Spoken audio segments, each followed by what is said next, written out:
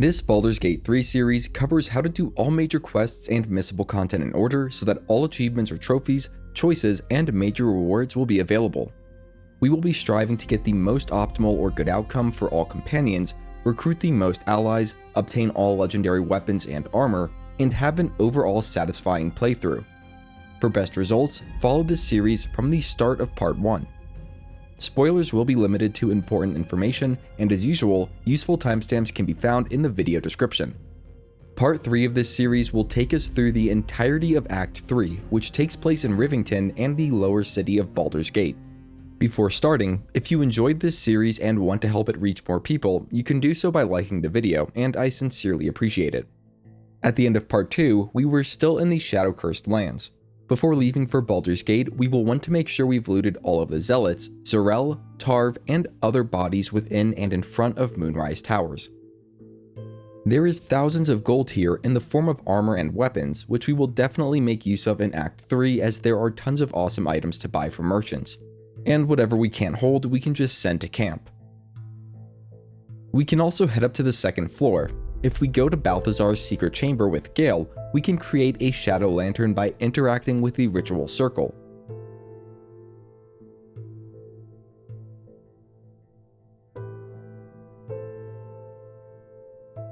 However, it is suggested that Mistra would disapprove.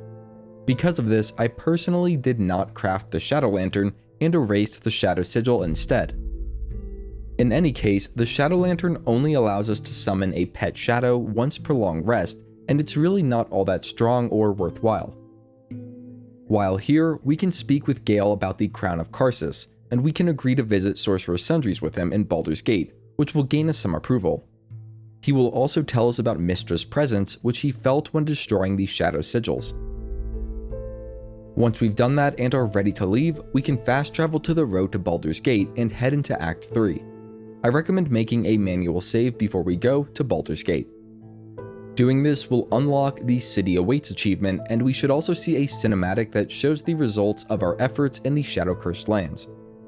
We should avoid using any consumables as this next day will be very short-lived, and we are already set to take a long rest. Before we do that though, we should explore this area, Worm's Lookout.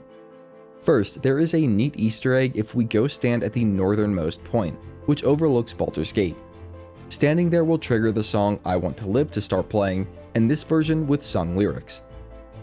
We normally hear the instrumental version play at camp, so it's interesting to hear the lyrics that go along with it. While here, we can find and speak to Astarion about Cazador, and we should probably start dissuading Astarion from following in Cazador's footsteps, as well as agree to help him find his fellow spawn in the city. Next up, I want to get Jaheira in the party. The reason is that, for the most part, Jaheira is one of the most fleshed out characters when it comes to Act 3, so we definitely get the most out of having her on full time.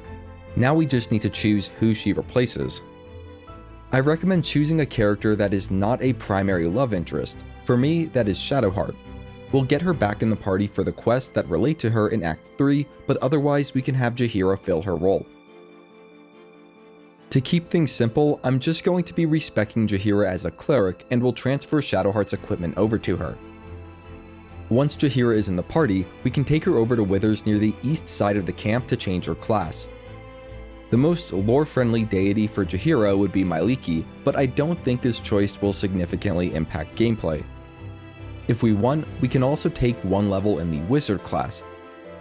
This will allow her to learn the haste spell if we have a scroll of it, and that can make Jaheira a lot more useful in certain encounters.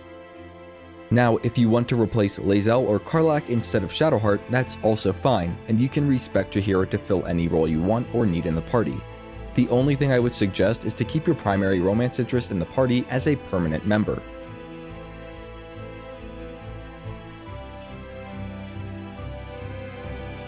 Once Jaheira is fully leveled up and appropriately geared, we can go to bed. This will trigger an event, and all we need to do for this first phase is reach the portal. Defeating the Githyanki is unnecessary. We can also take this moment to use an elixir of Hill Giant Strength on our monk, as there will be some fairly tough combat ahead. We should probably refrain from using a soul coin on Karlach though. I found it easiest to reach the portal on a character with Misty Step. Within the astral plane, we will need to make our way over to a large skull-like structure, defeating a duo of Githyanki along the way.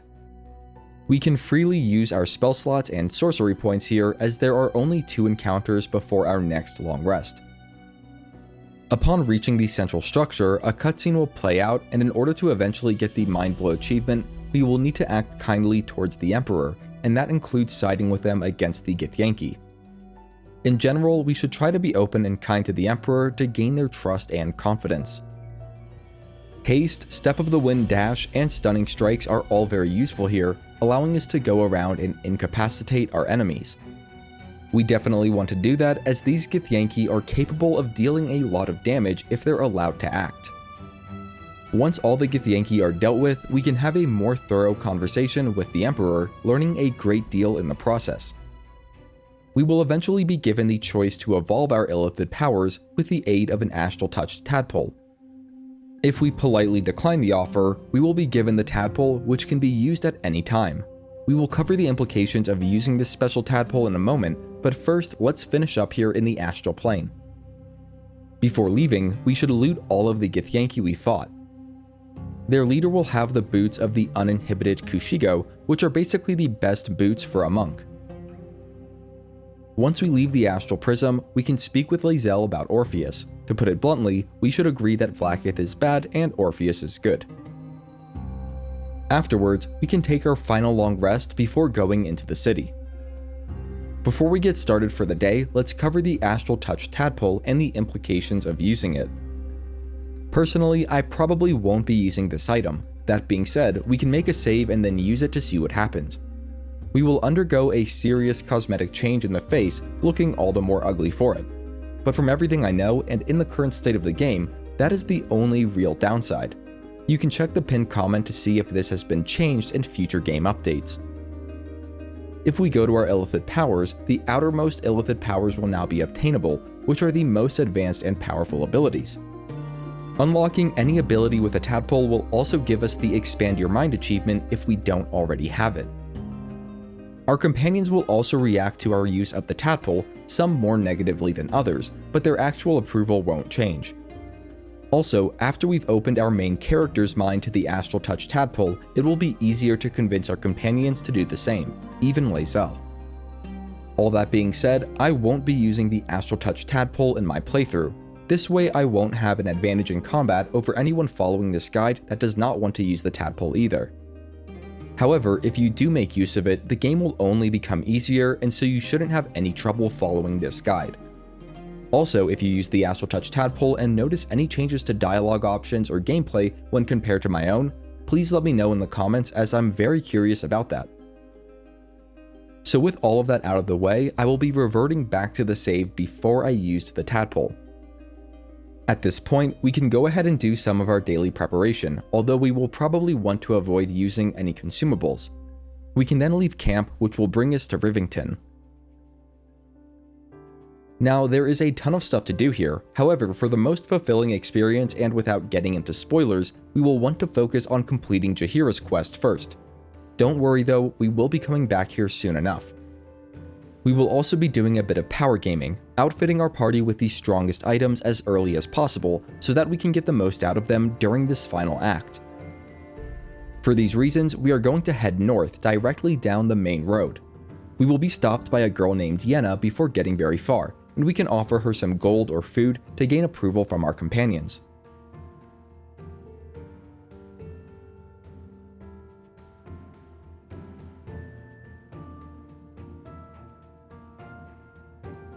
If we approach the Steel Watcher at the South Span checkpoint, we will trigger an encounter that could cost us 200 gold. I tend to sneak around the checkpoint by climbing down the knotted roots to the east. From there, we can jump over to the side structures of Worm's Crossing and climb the rest of the way up.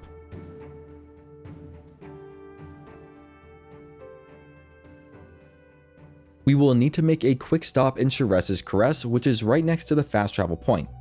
For now, we will be going to a specific location. It's up 2 sets of stairs on the 3rd floor. We will want to avoid the Nymph's Grotto until after our next long rest. For now, we'll be going straight to the room marked as Devil's Den. During the conversation that follows, we will need to turn down Raphael's deal. Afterwards, we can speak with Lae'zel and assure her that we will take the Orphic Hammer from the House of Hope. It is very important that we head back downstairs to speak with Kithrak Voss. Along the way, the Emperor will ask about our deal with Raphael, to which we can honestly say I turned him down. Speaking with Kithrak, we can once again be honest, saying, "No, I will find another way to liberate Orpheus." Doing this should avert any potential bugs with Voss's quest, which could otherwise prevent us from getting the Silver Sword of the Astral Plane, assuming we didn't already get it back in Act 1. One last thing, we can speak with the dwarf named Corilla near the bar if we want. She will have something to say about our meeting with Raphael. Next, we'll get Astarion in the party, temporarily turn off the sunlight passive of Lathander's Blood, and go to the second floor of Frago's Flophouse. It's just across the street from Sharess's Caress. On the second floor, we can speak with Petras to trigger a significant story moment with Astarion. Given that he is a master of manipulation, it is probably best if we let him handle the situation.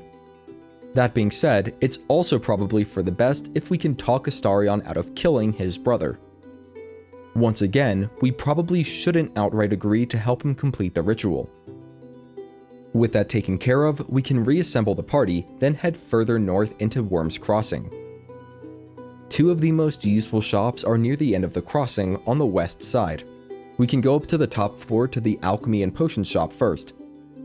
This is just one of several shops where we can find elixirs of Cloud Giant Strength, which are extremely powerful, along with potions of speed and flying. Next, we can head downstairs to Danthalon's Dancing Axe. Speaking with Entharl will trigger a special interaction with Jaheira, which will also progress her quest. We can also look at Entharl's stock even if it annoys Jaheira. He will often have useful potions and elixirs. On top of that, he sells one of the best pieces of gear, the Cloak of Displacement. There's also the Garb of the Land and Sky, which could be good for our monk, although we will be getting something better fairly soon. Because of that, we might want to just save our gold. I should also mention here that we are going to go through a lot of Thieves' Tools during Act 3, so take every opportunity to stock up. Once we finish shopping, we can use a Potion of Mind Reading, equip our Headband of Intellect, then head through the locked door and down the ladder.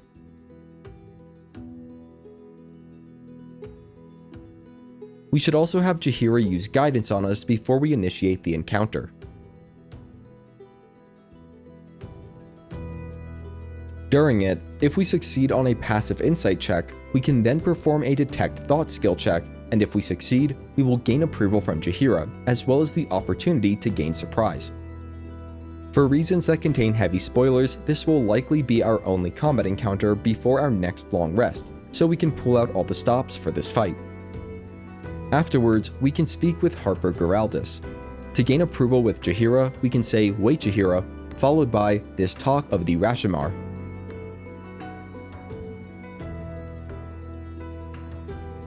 We can then speak with Jaheira to learn more about her mission, and we will eventually want to say, "Then let's find him." Quite a bit of approval can be gained with Jaheira just by speaking with her. To do this, we will start with, "Now we're traveling together, I realize I don't know much about you." After asking, "Is it true that you fought the Dead 3 before?" we can say, "Please, you're only one of those things." After saying, "You mentioned you know something of Illithids," we can either joke around or say, "My mind is still my own." Finally, we can say, "Tell me what you know about Orin," followed by, "She wants us paranoid, likely to make a mistake." After doing all of that, our approval rating with Jaheira should be around 50 in the high range. Before we take a long rest, there are some important non-combat tasks we need to complete. We can start by returning upstairs to explain the situation to Danthalon. Next, we'll need to gain access to Worm's Rock, a short distance to the north. If we speak with Blaze Ellen, we can try our luck at persuading her to lower the bridge. However, this is an extremely difficult skill check, and even if we stack the deck in our favor, we are very unlikely to succeed. Doing so will gain us approval with our companions though. In any case, there is a way to access Worm's Rock that does not require any ridiculously high skill checks. Climbing down the ladder to the east, we can use our Featherfall boots and jump down to the mountainside of Worm's Rock. We can head around the northeast side, and we may want to quick save as this does depend on a passive perception check, albeit one that is fairly easy. Along the fortress is a crack in the wall, and a successful passive perception check will reveal it to us. We can then enter through it into the prison. There is a sturdy wall of rubble that we will have to break through. Lae'zel should be able to break through it with any blunt weapon and the all-in passive toggled on. If that is not working, try using Magic Missile on the wall first and then switch back to Lae'zel. We can also go back outside, return to camp, and grab a smoke powder barrel, as that should definitely do the trick. We will next need to pick a lock, which Karlach should be very good at. However, we will want to go through this door on our main character, as it is very likely that we will be confronted by a guard, and a successful deception check will avert a fight. Even so, before doing anything else, we will need to get rid of this nosy guard. This is where greater invisibility comes in handy. We can turn Karlach or Lae'zel invisible, toggle on non-lethal if we want to be nice, approach the guard, enter turn-based mode, then beat the guard into unconsciousness while staying invisible. If we try to do this while not invisible or with just basic invisibility, we will be revealed and will then have to take on all 4 of the other guards. It's still a pretty doable encounter, but I'd personally prefer to avoid the hassle altogether. Once that guard is dealt with, we can grab his key and head to the cell where Counsellor Florrick is being held, near the north end of the prison. We'll need to persuade Florrick not to give up hope. Managing that, we can then open the door and Florrick will become a temporary companion. We need to make sure everyone is hiding, including Florrick, then retrace our steps back to the crack in the wall where we initially entered the prison. Upon leaving the prison, we can wish Florrick farewell, and she will now be one of our first allies against the Absolute. At this point, we can go back into the prison, this time making our way to the main level of Worm's Rock, which is through the set of doors to the south. We will be confronted by a Steel Watcher, which we can respond to in any way short of outright physical violence.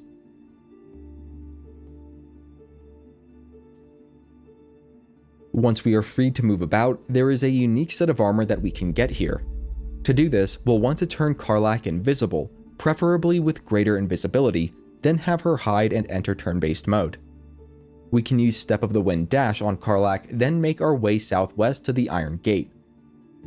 Once we've picked the lock, we can head inside and grab several items, including the unique flame-enameled armor from the heavy chest.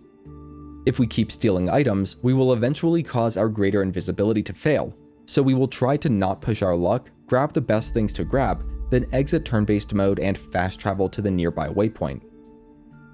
Next, we can head east out of this room and over to the audience hall. Mizora should be waiting outside, and we can speak with her before entering. Upon entering the audience hall, Karlach will begin burning up with anger. I remembered a persuasion check being necessary to keep the situation from spiraling out of control. However, it seems that if we are in a romance with Karlach, we can avert disaster without the need of a skill check. It's up to us how we want to deal with Gortash here. Although we will eventually be turning on Gortash, we can lie and agree to an alliance with him, or we can refuse to help him. That being said, if we make too many overt threats or try to cause a commotion during the ceremony, an extremely difficult combat encounter will ensue. Not only that, but even if we manage to survive the encounter, we will autocomplete and skip several important quests, leading to some pretty bad outcomes. Personally, I decided to lie and agree to an alliance. If we do that, we can reassure Karlach that the alliance is nothing more than a ruse to gain Gortash's trust. This will gain back any approval we lost by forming the alliance. We can also have a similar conversation with Jaheira. After the ceremony, we can go speak with Duke Ravengard, and we can gain some approval from Jaheira during this interaction. If we ask, "Don't you understand?" we can follow it with an Illithid skill check to gain further insight into Ravengard's condition. Speaking with Gortash while Karlach is nearby will also trigger a special interaction. Next, we are going to get 1, potentially 2 achievements here, but we will want to make a save to revert back to afterwards. To get it, we will first have Karlach go through the small door to the northwest of Gortash, and we can turn her invisible if necessary. She can then lockpick the set of doors a little further west. We also need to make sure Karlach has an elixir of giant strength active, preferably Cloud Giant. All of our party members besides our cleric should also be in this room. The next step is to have our cleric use Spirit Guardians. This should serve as a sort of repellent for neutral NPCs such as Gortash. We can use that effect to push him towards where Karlach is located.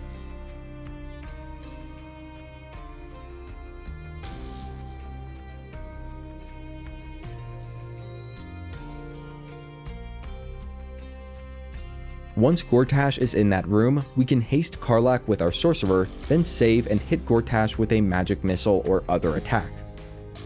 This next part will work best if Karlach is first in the turn order, and she should be. Our goal is to send Gortash over that nearby cliff to the west. With the first 2 throws, we should be able to get Gortash close to the ledge, and there is a weird bug where something is blocking enemies from being knocked over it. However, if we throw Gortash as close to the edge as possible, we should be able to push him off the edge with a flurry of blows push. When combined with the damage of that attack, the fall damage should be just enough to finish Gortash off. Because we didn't set off any traps to do this, we should get the Fancy Footwork achievement. In addition, if this is the first time we defeated an enemy with fall damage, we should also get the Shove Off achievement. To be clear, killing Gortash this early will progress and skip a bunch of quests and result in bad outcomes. Because of that, we will want to revert to a save before doing it. One last thing we can do before leaving is get a nice set of boots from upstairs. To do that, we'll head over to the northwest passageway. We will then have Karlach split off from the group and use haste on herself with the Darkfire shortbow, then turn invisible. And this can be done with a potion or spell, although greater invisibility is definitely preferred. We can then hide and enter turn-based mode, then proceed through the passageway. With both Step of the Wind dash and regular dash, we can hop our way over to Gortash's personal chambers within 1 or 2 turns.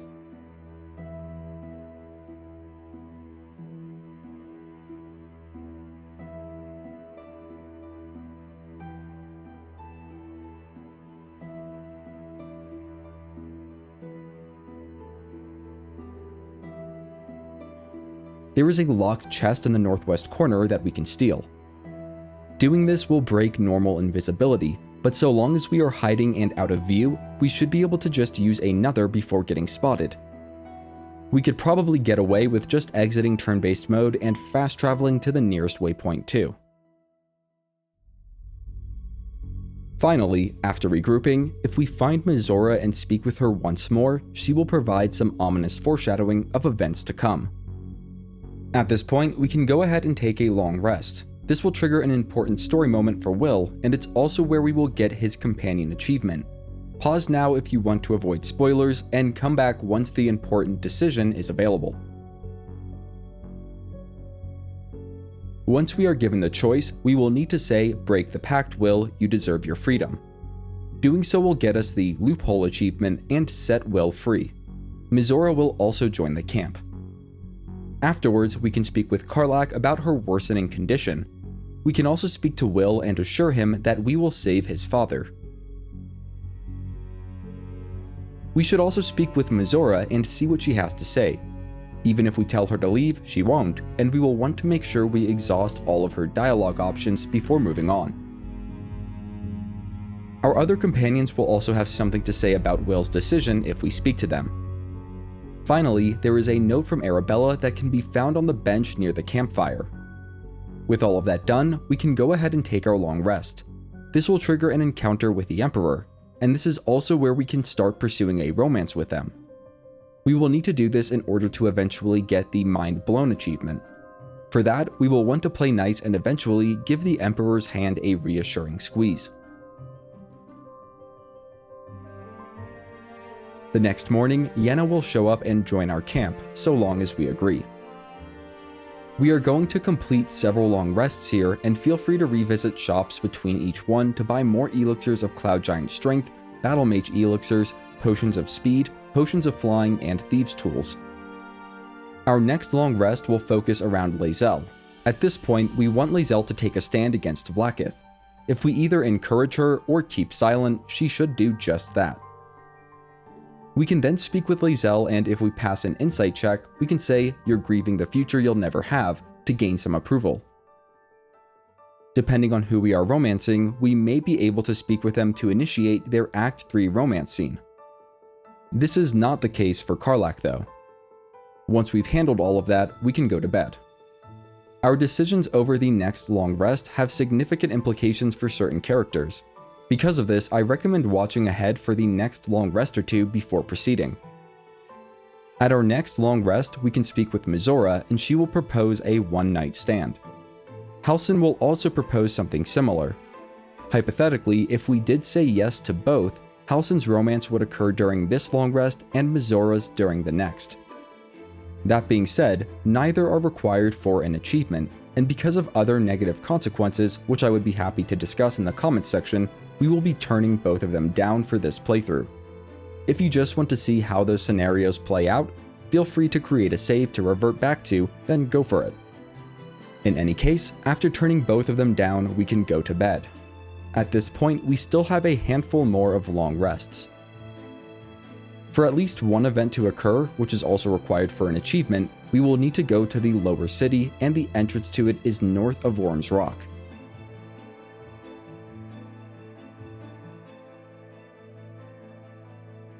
If we want to get really nice camp clothes for our characters before these long rests, we can do so by heading far west to the Baldur's Gate waypoint.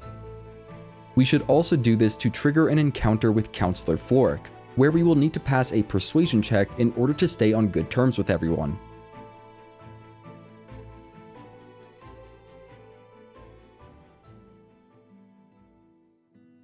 Once we've made it to the Baldur's Gate waypoint, the Facemaker's Boutique can be found directly to the east. There, we can speak with Figaro, and sass aside, he sells the best dyes and camp clothing in the game. And these nice camp clothes are completely optional. In any case, once we are in the lower city, we can go ahead and take our first long rest. We can find and speak with Karlach, and she'll ask us out on a date. If you are romancing a different character, they may have a similar proposition. But going back to Karlach, to get an achievement, we will need to say yes. As long as we do that, I am pretty sure we can play the rest of it however we want.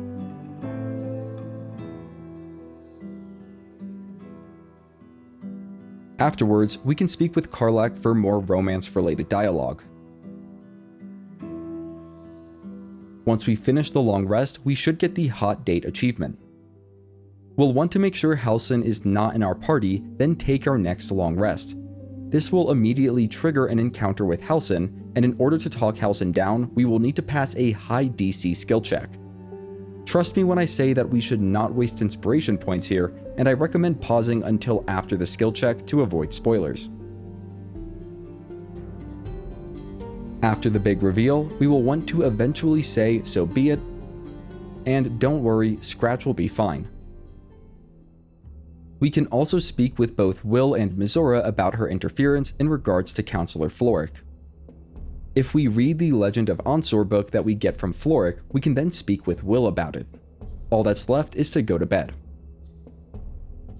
The next long rest will feature Astarion, and this event will trigger once we go to bed.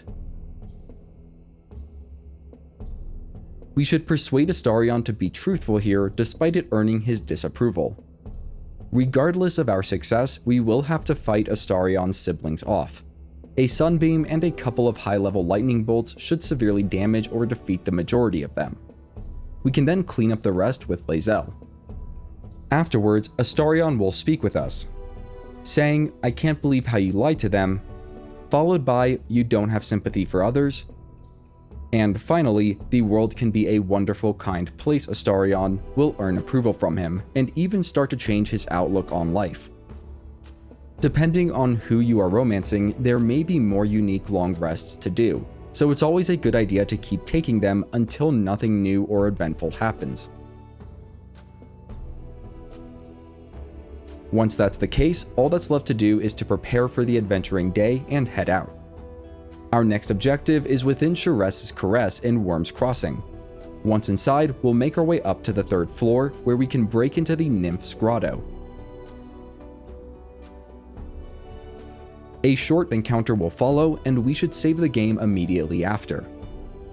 We can then speak with the Wood Elf, and if we succeed on a passive insight check, we will have the option to get the Rapture Buff or condition. We will need to say, "That creature aroused you, didn't it?" followed by, "What did you have in mind?" We can then close our eyes and listen, and play along to get the buff. This is a really good buff to get, and so I definitely think it is worth save scumming for. It works in the same way as the Bliss Spores from Act 1, adding 1d6 to all of our d20 rolls until our next long rest. With that buff, we'll return to the lower city. Our goals in this part of the city are to complete Jaheira's quest and also collect a bunch of powerful magic items. To start, we can have Karlach split off from the group and head northwest into the Stormshore Tabernacle. When the proprietor is looking away, we can hide, enter turn-based mode, and pick the lock on the hatch in the southwest corner. There are several traps we will want to avoid as we make our way to the easternmost room. Within the room are multiple chests, each containing valuable items, but if we steal from any of the chests, we will get a very bad curse put on us, although there is a workaround. The chest in the back contains the best item here, an Amulet of the Devout. If we want to avoid the curse, we can just send the items back to camp, then go retrieve it from our camp stash. If, for whatever reason, we still get the curse, we can have a cleric remove it with the Remove Curse spell, though this will also summon a diva. Either way, the Amulet of the Devout is probably the single best necklace for a cleric and is definitely worth the trouble to get. Next, we can stop over at the Elfsong Tavern. There, we can speak with the bartender and rent the upstairs room. This will become our camp location in the lower city, and it's a cozy spot with a unique soundtrack to boot.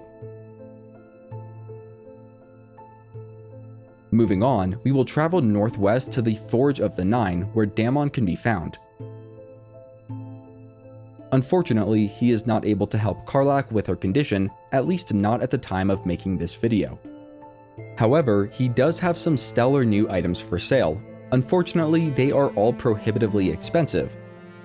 With that said, he will usually drop 2 of his best items when knocked out, those being the Armor of Persistence and Boots of Persistence. Because of that, we can buy the last great item, the Legacy of the Master's Gloves, then have a single character stay behind to knock him unconscious, such as Lae'zel. I have a hard time deciding if the Boots of Speed or Persistence are better, but both the gloves and chest armor we get from Damon are a definite upgrade for our fighter. Next, we'll go a bit further west, to the Devil's Fee. We can have Karlach split off from the group and jump up to the 2nd floor balcony. She should have no trouble with the height if she is boosted by an elixir of Cloud Giant Strength. Once inside, we'll want to read Helsik's diary. We'll then need to break into the various chests scattered around this area, collecting multiple important items. In the southeastern chest is a diamond. The opulent chest contains an infernal marble. The wooden cask contains a skull. And in the room to the north, we can get the Mask of Soul Perception, which is great for monks, along with a coin of mammon.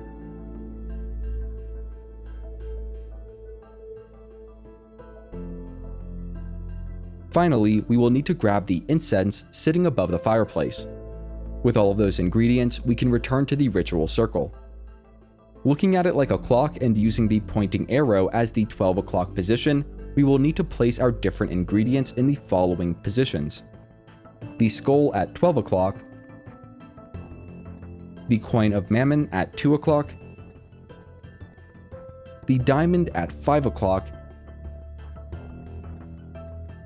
and incense at 7 o'clock. Finally, to complete the ritual, we will need to place the infernal marble at the center of the circle. Before entering the portal, we can speak with Hellsick on the ground floor, gaining access to her secret stash of items. The main item we want here is the Cloak of the Weave.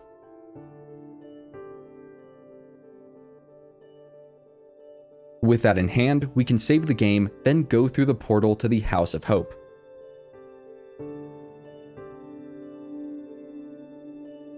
The first thing we'll want to do here, after speaking with Karlach, is make sure that we are actually able to come and go from the House of Hope as we please, which we should be able to do.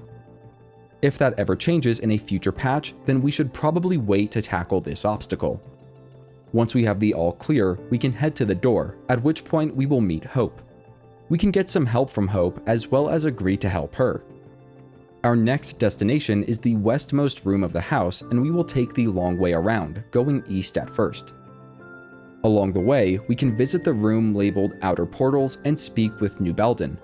Through the conversation, we can gain some insight into Gortash's upbringing, which Karlach will have something to say about.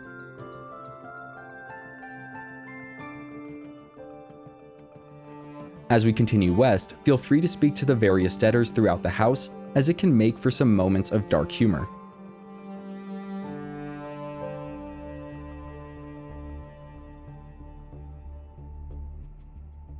Arriving at the archives, we'll speak with Hope once more for more guidance.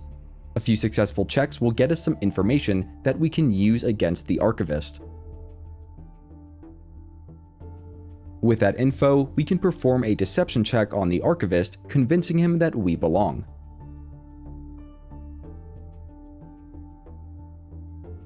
We will then want to ask to see the hammer, which will gain us a boudoir invitation. We can also speak with Corilla, though we should keep our cards close to the vest, so to speak. Also in this room are two powerful magic items, the Gauntlets of Hill Giant Strength and the Amulet of Greater Health. In order to avoid any problems, we will need to stay hidden, preferably with greater invisibility, and we will also need to disarm the trap beneath each item before stealing them.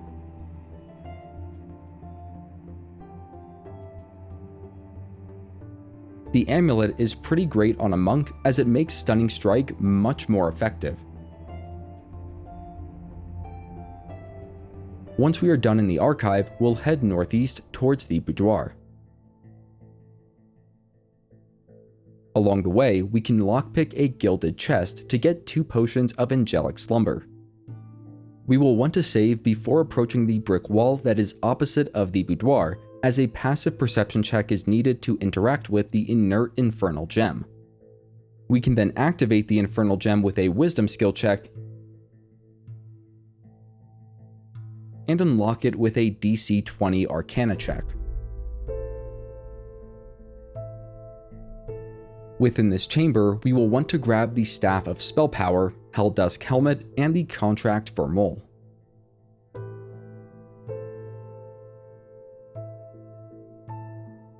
Next, we'll head into the boudoir. We can speak to Hope if we want, but the main reason we are here is for the restoration faucets. Until we retrieve the Orphic Hammer, the faucets can be used an unlimited number of times, and using them basically counts as a long rest. There is also a locked chest near the boudoir's entrance containing another potion of angelic slumber. One last thing we can do before leaving the House of Hope is to confront Harlep. They are located in the northern section of the boudoir. We should also haste Karlach and Lae'zel before initiating this encounter. If you want to go beneath the sheets with the Incubus, you can. I, however, will just be attacking them. We should do our best to stun Harlep with our first strike, otherwise they will turn insubstantial and be unattackable. Also, if Harlep does end up summoning additional enemies, do not hit them with radiant damage, as that damage will be dealt back twofold. Harlep drops the Helldusk gloves when defeated, which are good on sorcerers, as well as a safe key. We can have Karlach click the button under the portrait to the northwest, eating a fireball for her trouble. Within the safe that is revealed, we will get 5 soul coins along with Raphael's notes, which contain the secret to acquiring the Orphic Hammer.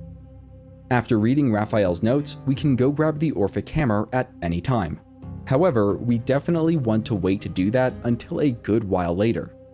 The reason is that once we do, the restoration faucets will stop working.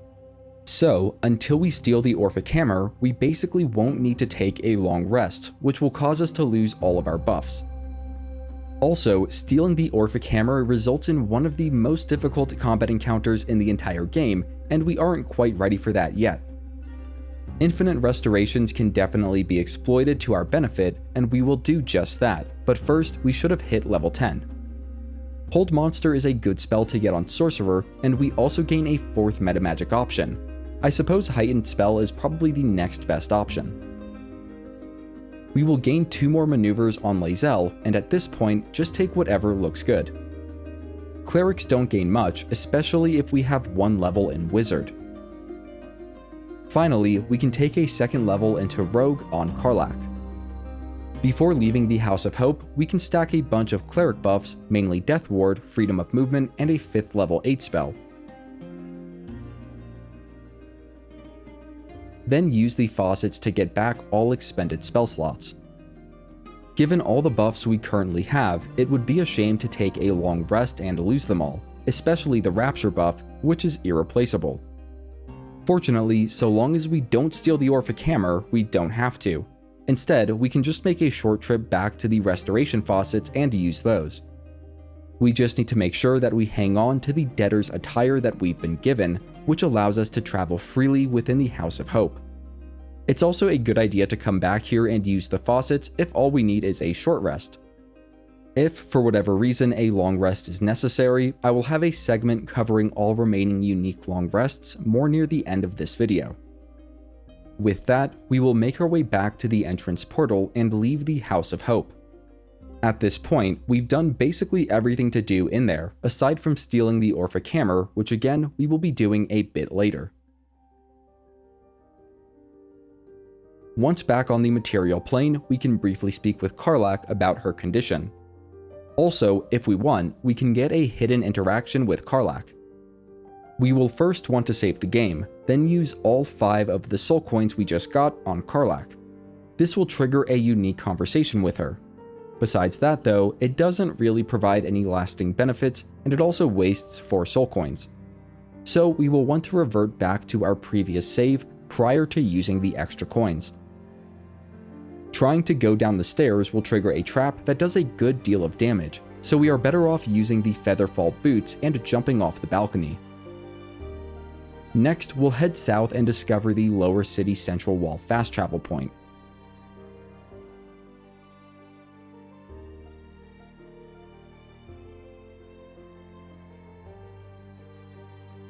Now that we are level 10, we can get another legendary weapon. We will need to make room in our party, then recruit Zenith, the Cleric Hireling, through Withers.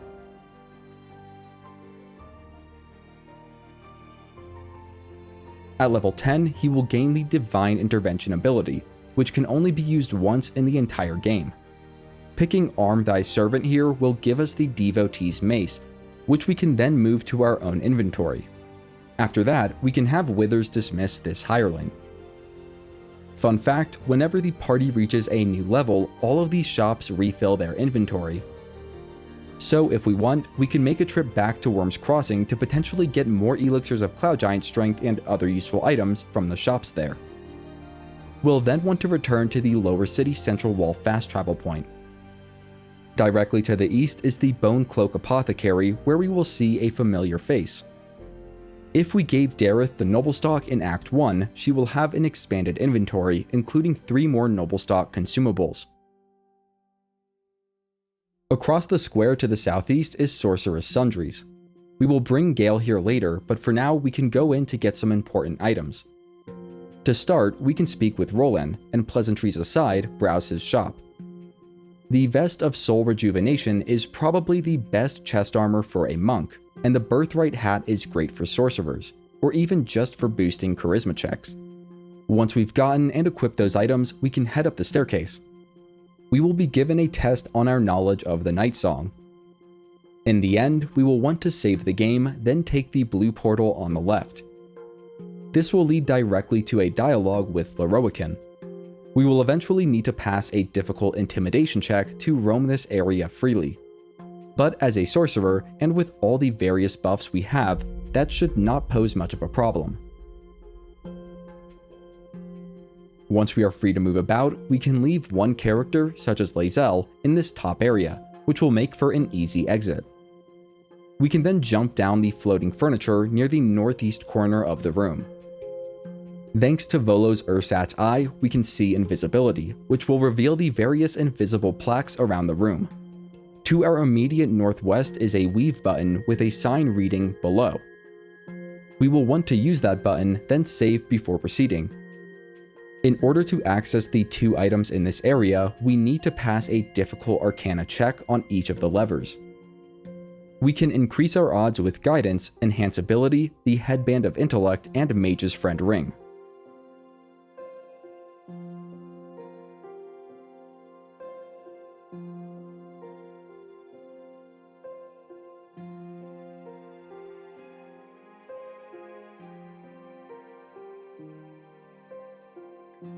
The staff is the legendary Markoheshkir, and it's the best staff in the game. We can equip it and use Koreska's favor. As a storm sorcerer, there is really only one correct choice, Bolts of Doom. This condition will allow us to cast both the level 6 Chain Lightning spell and the level 3 Lightning Bolt spell for free once per short rest. That being said, if we unequip the staff for any reason, we will lose the buff, and must take a short rest or long rest before we can use it again. In the other sphere are the Robes of the Weave, which are also great for our sorcerer. With those items in hand, we can make our way back up to the portal to exit this area. If we left a companion up there, such as Lae'zel, we can just switch to them, group back up, and take the portal. Outside of Sorcerous Sundries, we can find 2 more vendors to the southwest.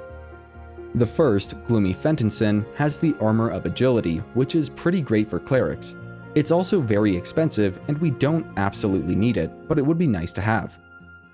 The other vendor, Fitz the Firecracker, well, she doesn't really have anything that I would consider using. However, she and Karlach are old friends, and we can let the 2 catch up before moving on.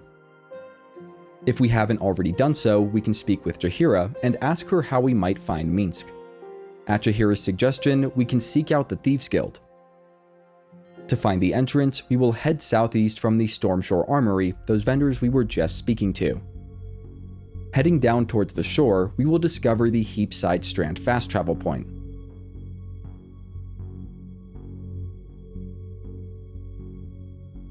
From there, we can move a short distance northeast, where we'll run into a verbal encounter. With Jaheira in the group, we can gain entrance with a simple dialogue choice, bypassing any skill checks. Once inside the guild hall, we'll move northwest towards Ninefinger's office. Along the way, we can stop and speak with Mole, giving her the contract she signed with Raphael. We can ask her about it, but ultimately should support the choices she made. We should then have a fairly easy persuasion check, and succeeding in it will gain us Mole as an ally against the Absolute. We can also trade with Mole, but she doesn't really sell anything unique. Sticky Dondo will also sell goods to us, and he does have at least one unique item. Moving on, we'll enter Ninefinger's office and initiate a dialogue. We can gain some approval with Jaheira by saying, "Hi there, I'm a friend of Jaheira's," and also, she's not alone, she has me. Afterwards, we can speak with Jaheira and plan our next steps. The only guild member that will provide us with the useful information is Uktar, the guild bursar, saying the quicker I deal with the Stone Lord, the quicker Ninefingers gets back to business, will earn more approval with Jaheira, and it will also get us the information that we need. We can then speak with Jaheira once more and eventually say, "Don't worry, we'll save him," in order to get more approval. Before leaving the guild hall, we can go back to Ninefinger's office. Near her bed, there is a secret entrance. We can have Karlach sneak and pick the lock on the bookcase to open the way. Through it, we will find a very difficult vault to crack with a DC of 30. There are some valuables and fancy clothes within the vault, but no unique magic items. However, we can move down the ladder to the north and pull the nearby lever to fully open this backdoor entrance. We will want to watch out as there are some firebomb traps on the other side. Beyond the locked door to the west, we will discover a fast travel point for the sewers, and this will come in handy later on.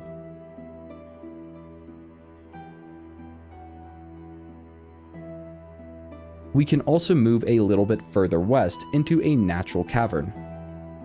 Here we will find Arabella in deep thought, and there is not much to do here besides ask what she is up to. Next, we can fast travel back to the lower city central wall and move southwest towards the counting house. Along the way, we can stop at the Beehive Goods and Ware store, and the vendor here will often have useful potions and elixirs for sale. Also, if we want to see the conclusion of Oblaja's story, we can do so by heading to the building a short distance northwest, but I digress. From the Beehive Goods and Ware store, the counting house is just a short distance south. Once inside, we can speak with head clerk Meadhoney. Thanks to our previous actions, we should have no problem passing the persuasion check, gaining the bank pass. We can then present the bank pass when asked by the guards before moving down to the lower level. Before going to the vaults, we can stop in the small room down the east steps. There are tons of valuables worth nabbing here, amounting to around 3,000 gold overall. To be safe, we will probably want to stay hidden while engaging in these activities. Making our way further down, we will have to present our bank pass to one more set of guards in order to gain entry to the vaults.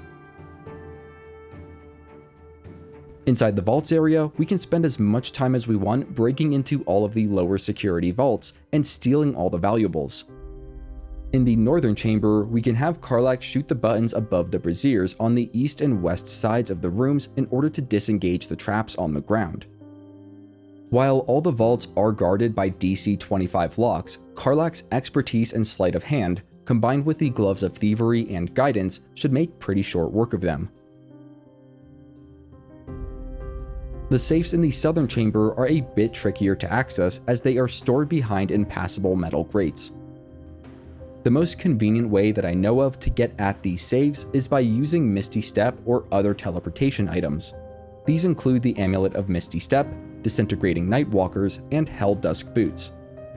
The 3 vaults on the west side are worth getting, as are the 3 on the east side. Of the 2 individual saves, the more eastern one had literally nothing in it in my game, although I'm not 100% sure if this is always the case, and the more western one had around 500 gold. We will then need to get out of this area, and we can either Misty Step out, which would require a scroll at this point, or if we are really desperate, we can fast travel back to the lower city central wall and just run back to the counting house. Overall, if we loot everything here, we should have a bunch of valuable and useful items along with over 5,000 gold. After re-equipping all of Karlach's combat gear, we can then make our way east over to the high security vaults. There is a puzzle here that we can solve, but to bypass it, we can have our cleric cast Create Water near the vault door, then electrify it with Shocking Grasp. This should bypass the security measures and instantly open the vault door. Before entering the passageway, we can prepare for the next encounter by casting Twinned Haste on Karlach and Lae'zel, and by having Jaheira use Spirit Guardians. Without spoiling too much, I will just say that we can let Jaheira reveal herself here for a more interesting cutscene.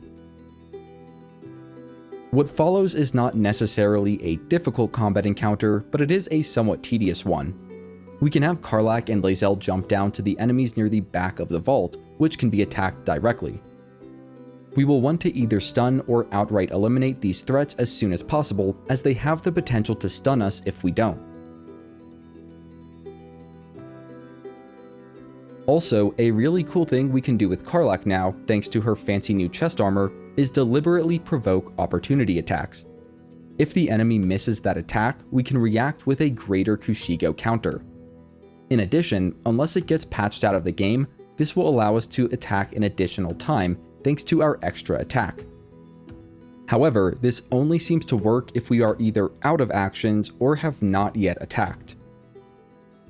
Between Spirit Guardians, Radiance of the Dawn, and a Lightning Bolt from our Sorcerer, we should be able to dispatch the 2 Reapers that start combat near the entrance to this area. They can't be targeted by direct attacks as they are protected by Sanctuary. However, that does not protect them from area attacks. There is one invisible enemy hiding in each of the elevated areas on the south and north side of this chamber.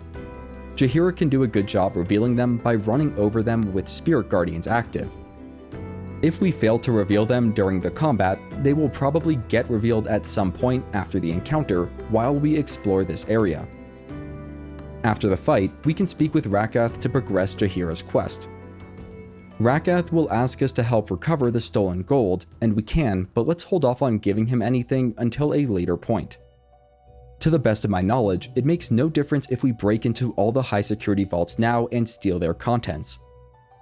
At least in the game's current state, the bank staff won't do anything to stop us, and we can still give any vault keys we find to Uktar for a small monetary reward, but I digress. Going to the easternmost chamber will reveal that Minsc can likely be found within the city's sewers. Upon this discovery, we can speak with Jaheira once more, saying, "Of course you're tired, you're ancient," in order to get a heartfelt laugh from her, along with some approval.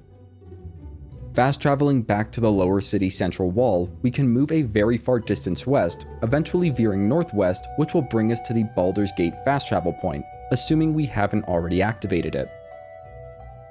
From there, we can wrap around the house to the southeast, which will bring us to a manhole entrance to the sewers. We are going to take a very particular path here. We will start by moving a short distance north before turning to the west. We will be confronted by a sorcerer named Alis before getting very far, and to avoid a fight, we'll need to pass a DC 20 intimidation check. That being said, all of our buffs should give us pretty good odds of success. If you end up taking this fight on, fire damage should probably be avoided. Afterwards, we can continue moving west until we reach a large pipe, and we will want to enter hiding and move north through the hole in the wall. Further west, there are 3 ballists that we can gain surprise on, making the encounter much easier.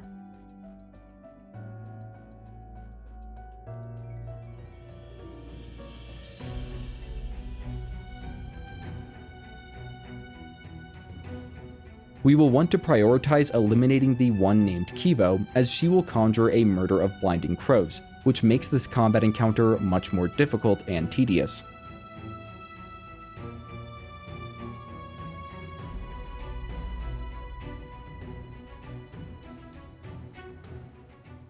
In the next chamber is a puzzle. This puzzle can be bypassed if one of our characters manages to succeed on a strength check when interacting with the sluice valve. However, even if we fail that, the puzzle is not too difficult. We just need to make sure the water level and the temperature reach their ideal points at the same time to open the way forward. To do this, we will want to start by interacting with the water level valve. We will then wait until the water level rises 1 notch, which takes 2 turns, or 12 seconds. We will then want to quickly interact with the temperature valve. In another 2 turns, both the water level and temperature should hit their ideal points at the same time, opening the sluice gate below.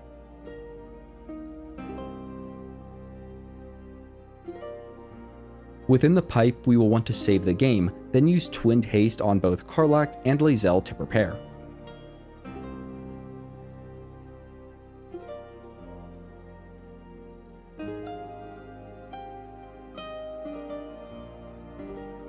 Once we are ready, we can save the game, then move west down the pipe to initiate an encounter.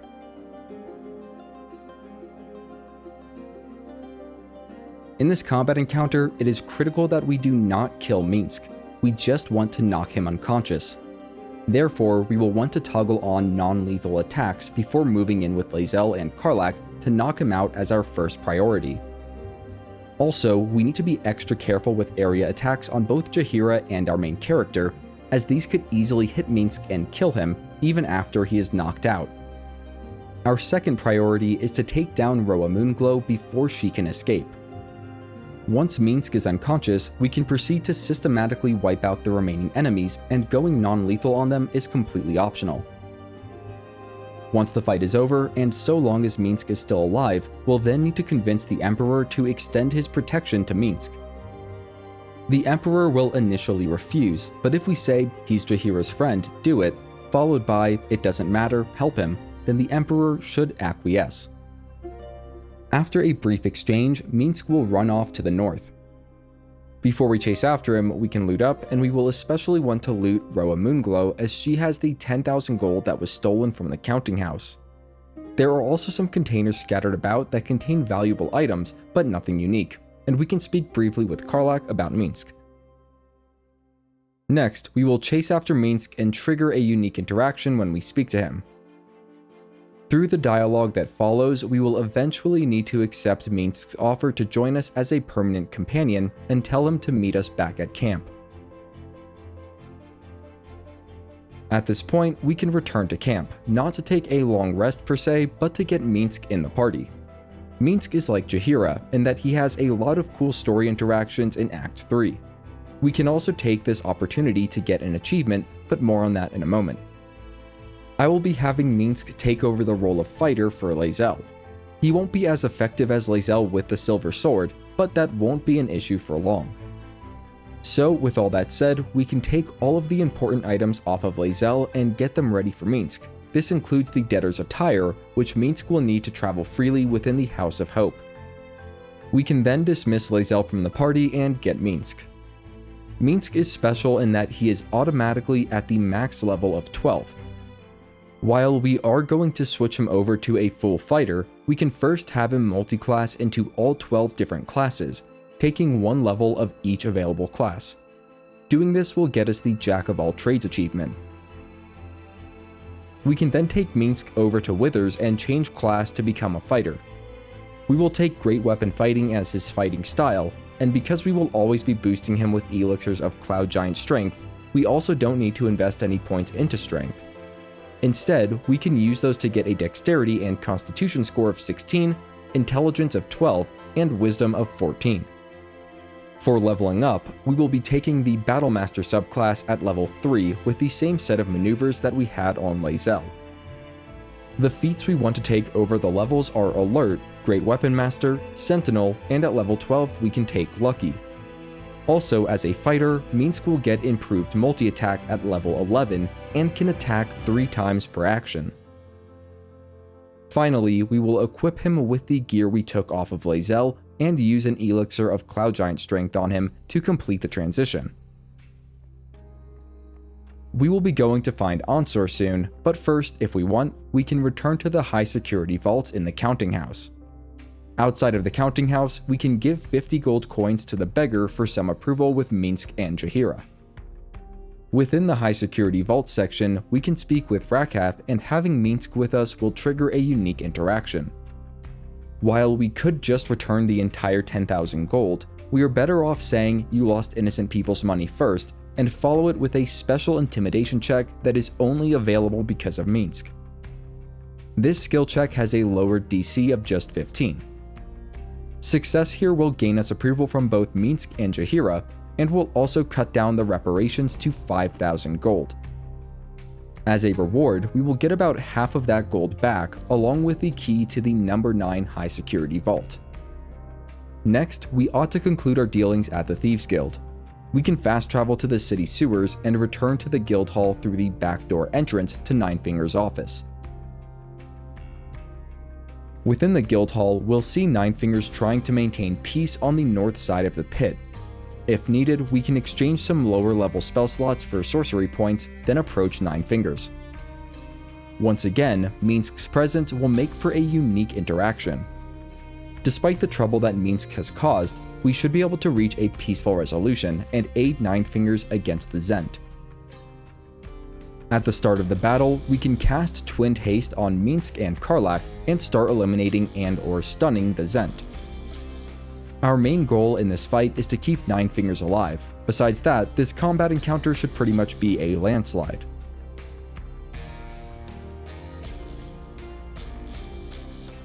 After the fight, we can loot the Zhent for sellable loot, but they don't have anything unique. We will then want to make our way up to Ninefinger's office, and the unique interaction here between Minsc, Jaheira, and Ninefingers is one of my all-time favorites. Once again, we will want to steer the conversation towards a peaceful resolution, and this will require success on a persuasion check. Doing so will earn us Ninefingers as an ally in the fight against the Absolute, and will gain us some approval from Jaheira. At this time, we can speak with Minsc to earn some approval. We will first want to say everyone has the potential for good when given the option. This will get us 10 points of approval. We can then say I'd like to know a little more about you and follow it by asking about Minsc's special title. Finally, we can pass a persuasion check to get that approval, another 10 points of it. There may be other dialogue options to earn approval with Minsc, but if there are, I haven't figured that out. That being said, there are plenty of funny moments. At this point, Minsc's approval of us should already be very high. Before leaving the lower city, we can revisit Dareth near the lower city central wall. Because we got Minsc in the party at level 12, she and other vendors should have restocked their inventories, allowing us to potentially get more useful elixirs and potions. There is also one more buff we will want to get now that we have Minsc in the party. Starting from the Baldur's Gate fast travel point, we can move southwest towards the docks.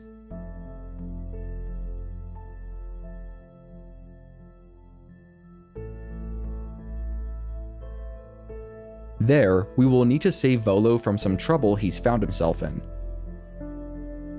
Acting quickly is necessary in order to prevent Volo from being blown up. We can start by casting Twinned Haste on Karlach and Minsc. Then we can use either a Potion of Speed or Quicken Spell to cast Ray of Frost on the fires that are threatening to blow up Volo. We can also have a character go over to Volo and either free him or pick up all the smoke powder barrels, neutralizing the threat entirely. All that's left is to take care of the enemies. My preferred way of doing this is by chucking the various enemies into the nearby water. We will lose some sellable loot, but no unique magic items. After the fight, we will need to free Volo if we haven't already done so, then speak to him. Volo will thank us and head back to our camp. Just down to the east, we can discover the Grey Harbor docks. We can also speak to Captain Sleem nearby and secure safe passage for a family to earn extra approval points with Minsc and Jaheira.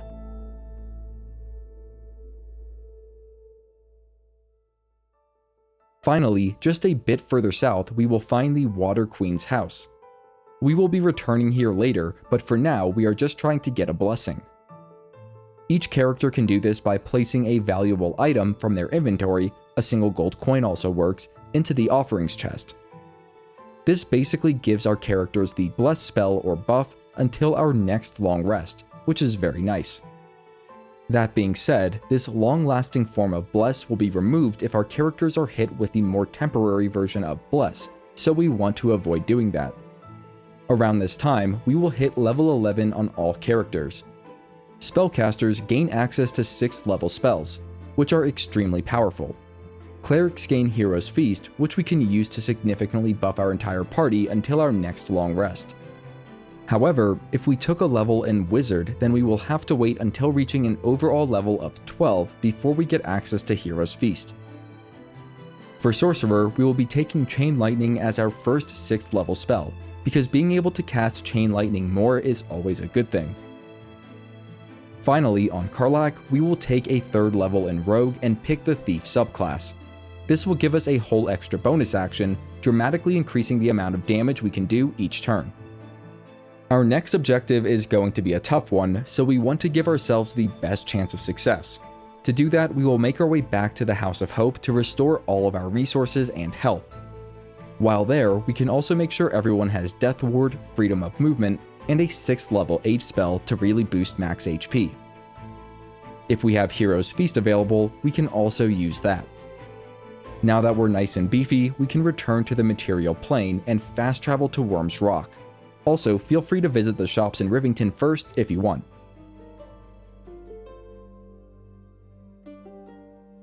At Worm's Rock, we can speak with our Clea and ask to trade. She doesn't have anything unique to buy, but succeeding on a deception check here will get us some approval from our companions. To reach the heart of the gate, we will head down to the prison. If we go to the intersection, then down the West Hall, we will find 2 dragon head torches near the end. We can use Shocking Grasp to electrify both torches, which will reveal a secret passage. This passage will lead us to the Wyrmway.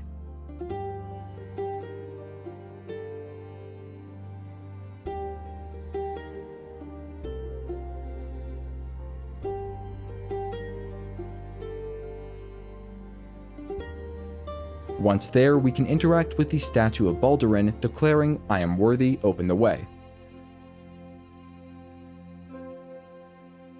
In order to open the large set of double iron doors, we will need to complete a series of 4 trials. Failure in any of these trials will result in combat encounters that can cost us resources, so it's best for us to avoid that. These trials can be fun to work out on your own if you want, but if you just want to see the quickest and most efficient way to complete each, then watch on. To the west is the first trial. I'll be honest, I'm not exactly sure how you are supposed to figure out the solution to this trial, but I did figure out a solution that works. To do it, we will need to have Jaheira cast Remove Curse on the eastmost shrouded painting. We can then pick up the painting, labeled The Cell, and insert it on the slab labeled The Waiting Judgment.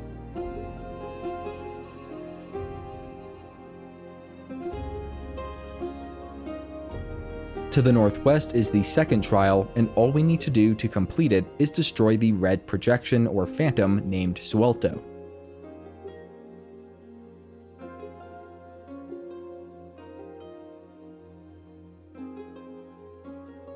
To the northeast is the third trial. This one can actually vary quite a bit. It is a lance board or chess game in progress. For this puzzle, we will be acting as the player in charge of the white pieces. Our goal is to move the pieces in such a way that we checkmate or take the black king piece within just 2 moves. We have 3 attempts at doing so before we are considered to have failed. We can work it out on our own if we want to do a bit of thinking. If you do go this route, I would recommend making a save. However, we do have a companion that can show us the precise moves we need to make, regardless of how the pieces are laid out. That companion is Gale. We will just need to send one of our companions back to camp and go get Gale in the party, then return to the Wyrmway. Once there, we can interact with the statue of Baldur to trigger Gale's offer to help. Gale will only tell us once, so we should save before accepting his help. Once we do, Gale will tell us what pieces we will need to move and where.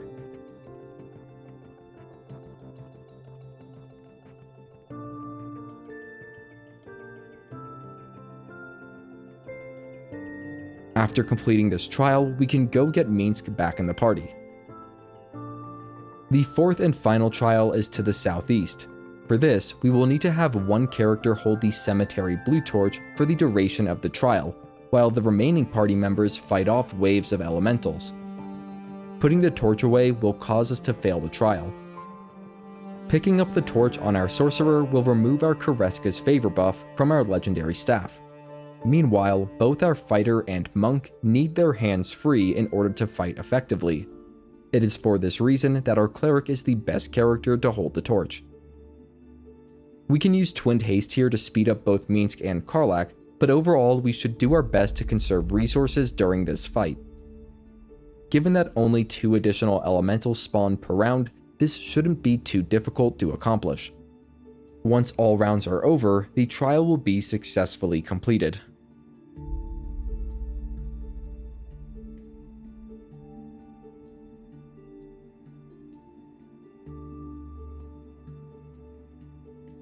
Upon successfully completing all 4 trials, the double iron doors will open and we can proceed into the Dragon's Sanctum. Before we do, we will want to make sure that we have plenty of key points for stunning strikes, sorcery points and spell slots for Twinned Haste, and so on. Within the Dragon's Sanctum, we can interact with the statue of Baldur, then move further north. I recommend saving the game before trying to loot Onsor, and pause this video until after you've done that to avoid spoilers.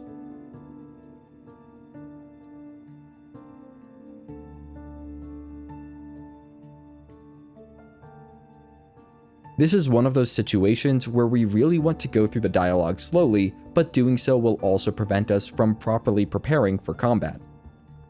So, because of that, we can go through the dialogue with Onsor and then revert to the save just before looting Onsor. Then, we can enter turn-based mode and do all of our preparation. We will want to use Twinned Haste on Karlach and Minsc. We can also have our Cleric/Wizard use Haste on our Sorcerer. Once we are ready, we can save one last time, then exit turn-based mode and loot Onsor, and we will want to skip through the following dialogue as fast as possible in order to preserve our temporary buffs. This fight is pretty tough if we don't make the right moves and understand how Onsor works. In addition, we will need to meet certain conditions during this fight in order to get an achievement. First off, Onsor is immune to both lightning and poison damage, and is resistant to necrotic damage. Secondly, once per turn, Onsor will hit the first character that attacks them with a blast of lightning breath. Thirdly, getting within melee range of Onsor usually results in taking an opportunity attack, which can knock characters prone. Finally, these attacks can hit more than a single target, so we will need to keep the triggering character away from the rest of our party in order to avoid collateral damage. As a side note, I recommend saving often during this fight, pretty much after everything that goes right. Considering all of these things, we will want to start by using Misty Step on our Sorcerer to move them to a safe location. They are the linchpin of this whole combat, and if concentration on Twinned Haste is broken, the results will be devastating. Next, we need our fighter to trigger the opportunity attack from Onsor in a direction that is away from the other party members. If they are knocked prone, then the cleric can help them up.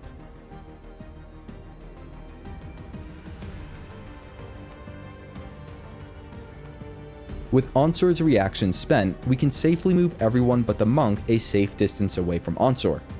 We will want to make sure that our fighter has enough movement remaining to get back to Onsor. Up next, we want our monk to strike Onsor first. As a monk, they will take no damage from the lightning breath attack if they succeed on the saving throw, and only half of the damage on a failure. We will also want to use stunning strikes for each attack. The goal is to burn through Onsor's legendary resistance and hopefully stun him.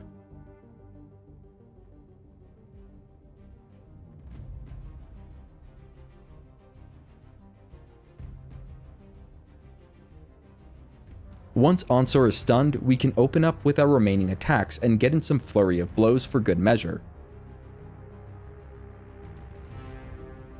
We can also have our fighter move in for even more damage. We do not, however, want to kill Onsor just yet, though that likely won't even be possible.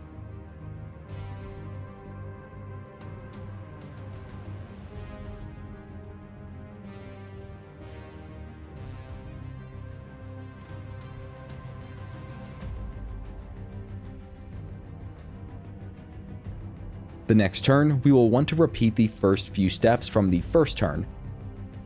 Before doing that though, we can have our Sorcerer twin cast Chain Lightning on the 2 water elementals to start wearing them down. If our Sorcerer is hasted, this can be done twice. We will then want to have our fighter provoke an opportunity attack, then have our monk eat the lightning breath. Again, we are not trying to kill Onsor at this point, and we also don't want to stun him this time around.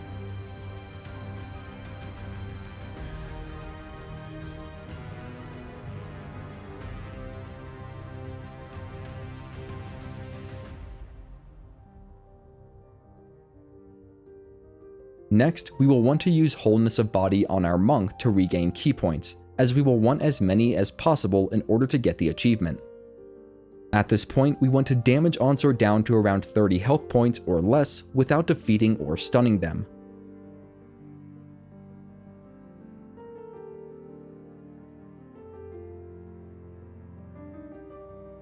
If we have remaining actions or bonus actions on our heavy hitters, we can have them break off from Onsor to finish off the elementals.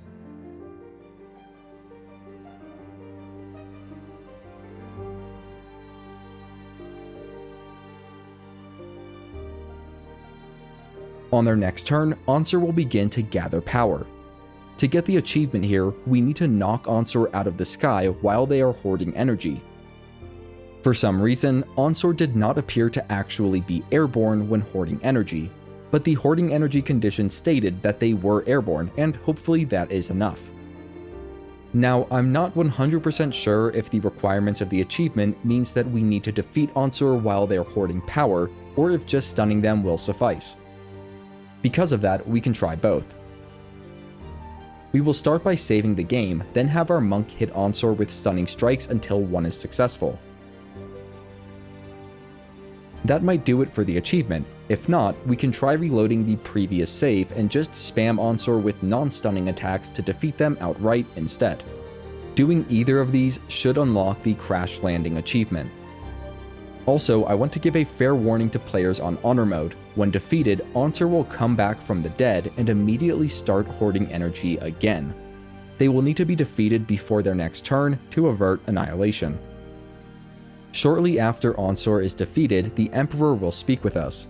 We can learn as much or as little about them as we want in the conversation that follows.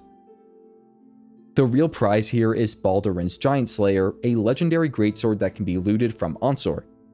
This is the best weapon in the game for a fighter. In addition, we can grab the legendary Helm of Baldurin from the pedestal to the north.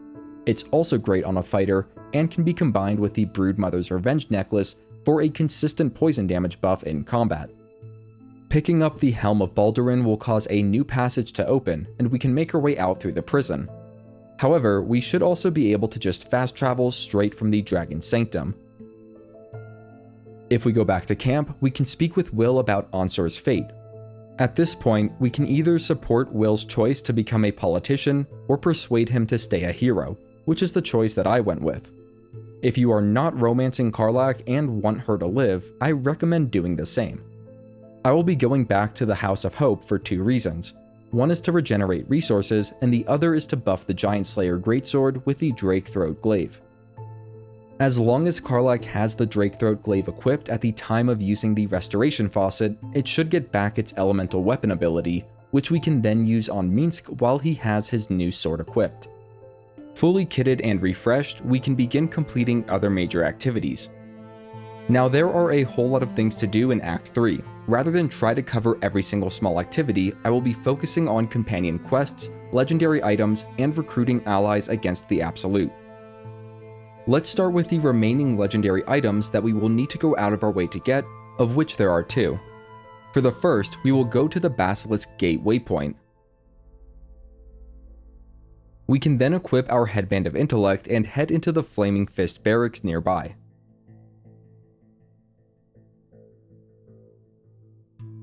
There we will find Laura speaking with a Flaming Fist about her missing daughter.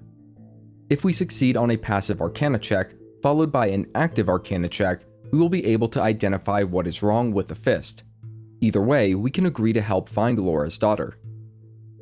This calls for us to go to the Blushing Mermaid, which is southeast of the Baldur's Gate waypoint.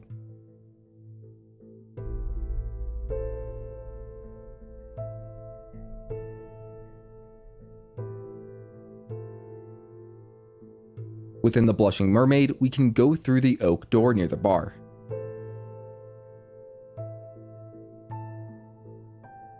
We can jump up near the vines and walk through an illusory wall of bricks, lockpicking a door on the other side.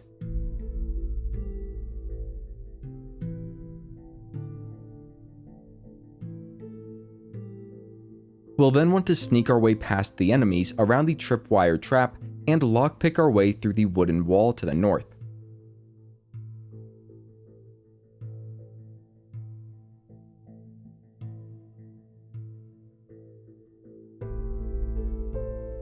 We need to set ourselves up for the impending combat. To start, we can enter turn-based mode and cast Twinned Haste on Karlach and Minsc. Minsc can stand near the Pearl Spore Bell in the northeast corner of the room, and Karlach, our monk, can jump over to the one in the northwest cavern. We can then save the game and have Karlach punch the Pearl Spore Bell until it is destroyed. Pause until you've done that to avoid spoilers.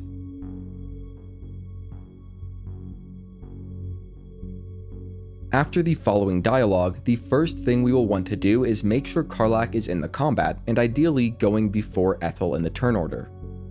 We can then use Step of the Wind Dash to reach and destroy the Pearl Spore Bell in the southeast cave.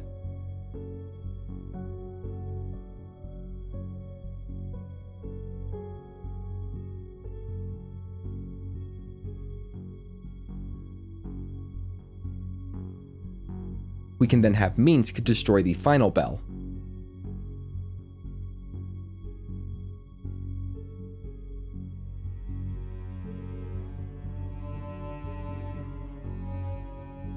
Once all 3 Pearlspore bells have been destroyed, we can have both Karlach and Minsc converge on Auntie Ethel. We will want to toggle on non-lethal damage, then defeat Ethel before she is able to take her turn and summon additional enemies. Once Auntie Ethel is unconscious, we can cut Vanra out, earning approval from our companions.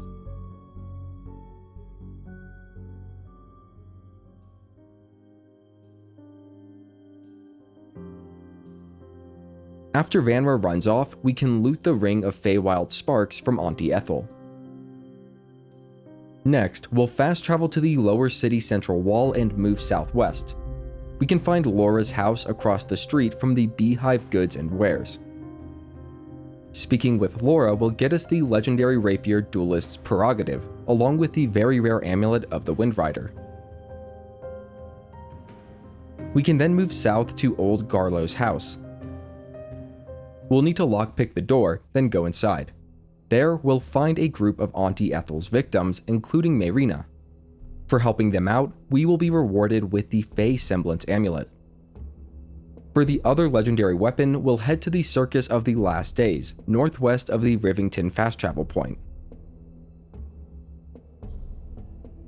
To get in, we can speak with Klaus and pass an easy skill check.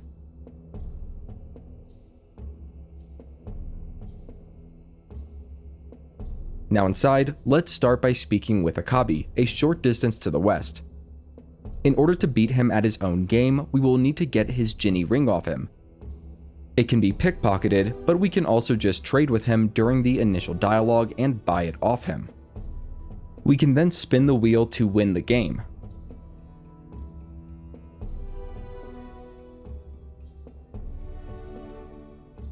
Pleading ignorance, we will be teleported to another dimension.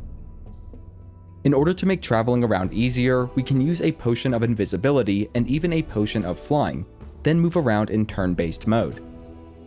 Up to the southwest is a skeleton with a bag nearby.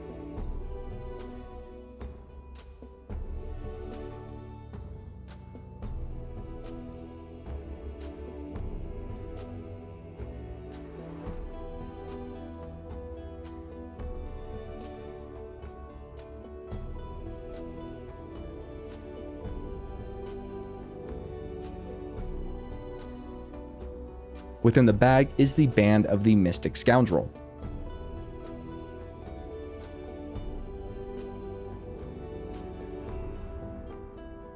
After getting that, we can make our way southeast to an island of sorts.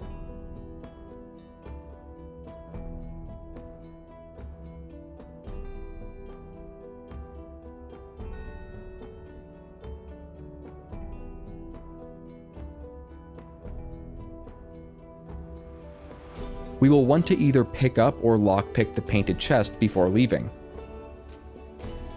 Inside the chest is the legendary trident Nirulna. It is basically a jacked up version of the returning pike, but we have to be careful where we throw it because it can damage friendly or neutral creatures. Taking the portal will have us pop out near Popper, and he sells some useful items including a set of unique magic gloves. If we want, we can speak with Zatheno, and she's located to the north of Akabi. She offers a test to see how well we know our romance interest. Next, we can equip the Headband of Intellect, use a potion of animal speaking, and talk to Shadow Whiskers the Displacer Beast.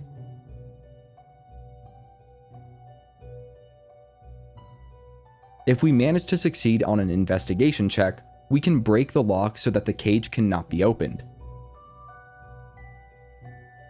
After that, we can speak with Crimson and give them a piece of meat to eat. Finally, we will want to save before heading towards the stage to the northeast.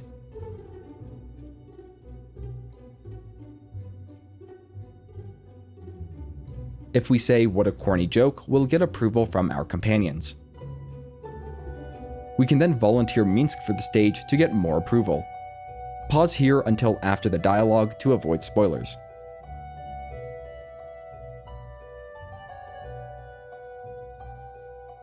Shortly after doing this, a combat encounter will start.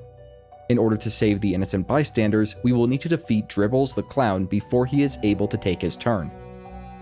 We might need to use Twinned Haste in order to accomplish this, but at this point both Minsc and Karlach should be hitting pretty hard.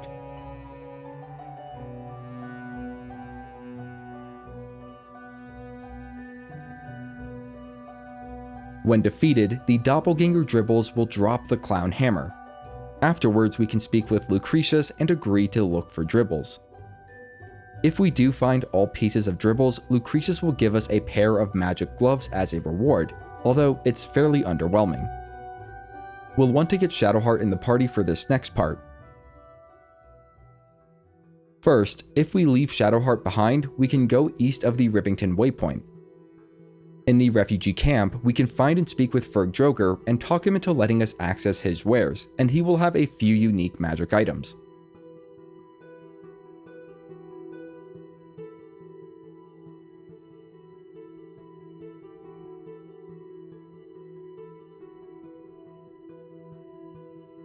Once we've gotten everything we want from Droger, we can bring Shadowheart close to speak with him and allow her to handle it. If she used the Noblestock back in Act 1, we'll get some unique dialogue here. We can then send Shadowheart back to camp and get Gale in the party. Around this time, we can speak with Will back at camp about his plans as the Blade of Avernus. Success on a passive perception check will allow us to dissuade Will from recklessly pursuing Mizora, although I'm not sure this has any actual consequences. Moving on, south of the Worms Crossing waypoint, we'll find the Sword Coast Couriers.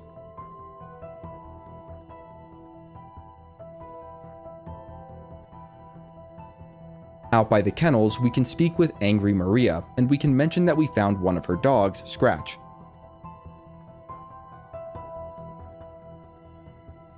She will try to take Scratch back, but we can use Intimidation or Persuasion to keep Scratch safe and part of the camp. We can then use Deception or Intimidation to help guarantee a better future for all the dogs at the kennels. All of this will gain us approval from our companions. Next, we can speak with Danzo inside. If we ask why delivery is not guaranteed, we can start a small quest for him to track down missing letters, and I definitely recommend going upstairs to speak with the pigeons, as they are pretty funny. I am Commander Lightfeather, leader of the finest aerial communication regiment this side of the Triumpha. If we haven't already leveled up Gale, we can do so, learning and preparing the Grant Flight spell to make this next part easier. We can then walk west across the street to the Open Hand Temple. Rather than go inside, we will have Gale use Grant Flight on the whole party, then fly up to the rooftop. There, we'll find a Tressym guarding a stack of letters. Speaking to the Tressym with Gale in the party will trigger a unique interaction, and we can tell Gale to stop Tara from eating the courier pigeons. We will also gain the Ring of Blink. With that, we can grab the bundle of letters and bring them back to Danzo, although this is purely optional. We can send Gale to camp for now and get the main group back together. If we go into the Open Hand Temple, we can speak with Brother Bill and Clemens. Saying your god would have been proud will get us some approval from Minsc. We can also speak with Sister Yanis and agree to investigate the murder. Feel free to investigate on your own, but we will be covering the bare essentials on how to figure out the true identity of the murderer. Before we do that though, let's go solve the problem of the sentient amulet, and this is completely optional. We can equip it on our main character, then move west into the kitchen where we can take a wooden hatch to the basement. We'll move through the door to the south, then through the doors to the west into the temple crypts. We can read the plaque on the sarcophagus in the southwest corner of the room, then open it to trigger an interaction with the sentient amulet. The monk should eventually inhabit the body and speak with the wearer of the sentient amulet. We can say, if it will bring you peace, I will bear the madness. This will require us to succeed on 2 skill checks to avoid any ill effects. We will be rewarded with the ability to cast Tasha's Hideous Laughter once per day. Unfortunately, the sentient amulet will also lose its magical properties. Feel free to explore this cave system, as you may find additional clues to help solve the murder mystery. However, it is not necessary, and we will be uncovering the murder's identity shortly. Before doing that, we can go north of the courier house and down the knotted routes to find a cave entrance to Angle Iron Cellar. This location serves as the headquarters of the Iron Hand Gnomes. Bumpnagel sells some unique items, and in the southwest corner we will find both Barkus Root and Woolbren.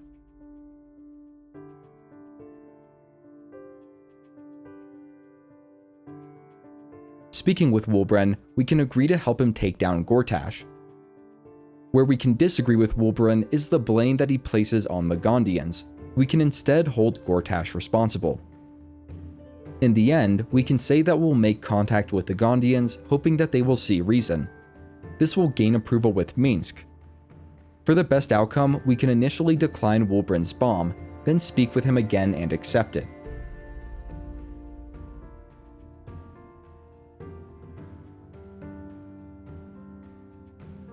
We can then speak with Barkus once more and agree to speak to the Gondians. Before leaving, we can use a darkness spell to help us steal 2 rune powder barrels in the southern room, where Thula is usually found.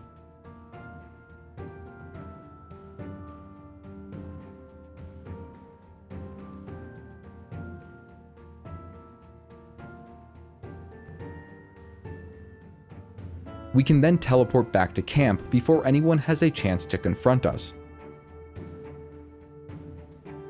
Next, we can go to the south span of Worm's Crossing and speak with Manip Falco to the southwest.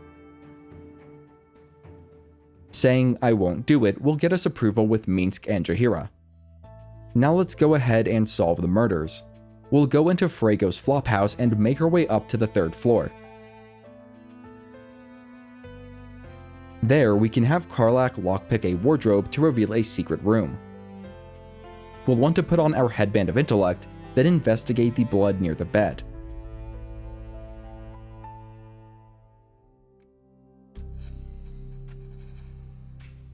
Upon our success, we will pull out a body, and we can use Speak with Dead on the body to ask some important questions. The first is, how did you die? The second is, who is your son? The third is, what does your son look like? The fourth is, why did your son kill you? And the final question is, what was your son's secret? On the table to the west, we can find and read a blood-stained parchment. We will also want to take it as evidence. Next, we'll go to the 2nd floor of Sharess's Caress, where we can speak with Valeria. After telling her we found new evidence, we can tell her the murder is part of a Ball plot. We can then show Valeria the blood-stained parchment. If we speak with Sister Yanis back at the Open Hand Temple, which is completely optional, she will confirm that Brilgor's name has been cleared and the temple can extend their help to the refugees once more. Now that we know the identity of the murderer, let's put a stop to them. We will start at the Basilisk Gate waypoint, then move west past the Elfsong Tavern. I recommend making a manual save here, as this is a good midpoint in Act 3. We'll want to approach the wine festival slowly, and we should be able to make out a conspicuous dwarf in red. While the name might not match, this is in fact Dalor, and if we give Dalor the chance, he will flee. In order to stop that from happening, we will need to successfully paralyze him with Hold Person, which a cleric can prepare from their spellbook. Alternatively, we can counterspell Dalor's attempt to use Dimension Door. I recommend having both options available. To start out, we will have our cleric prepare and cast Hold Person on Dalor. If Dalor manages to get out of it, he will attempt to cast Dimension Door. At this point, we must react with Counterspell and cast it at 5th level or higher in order to guarantee that it works.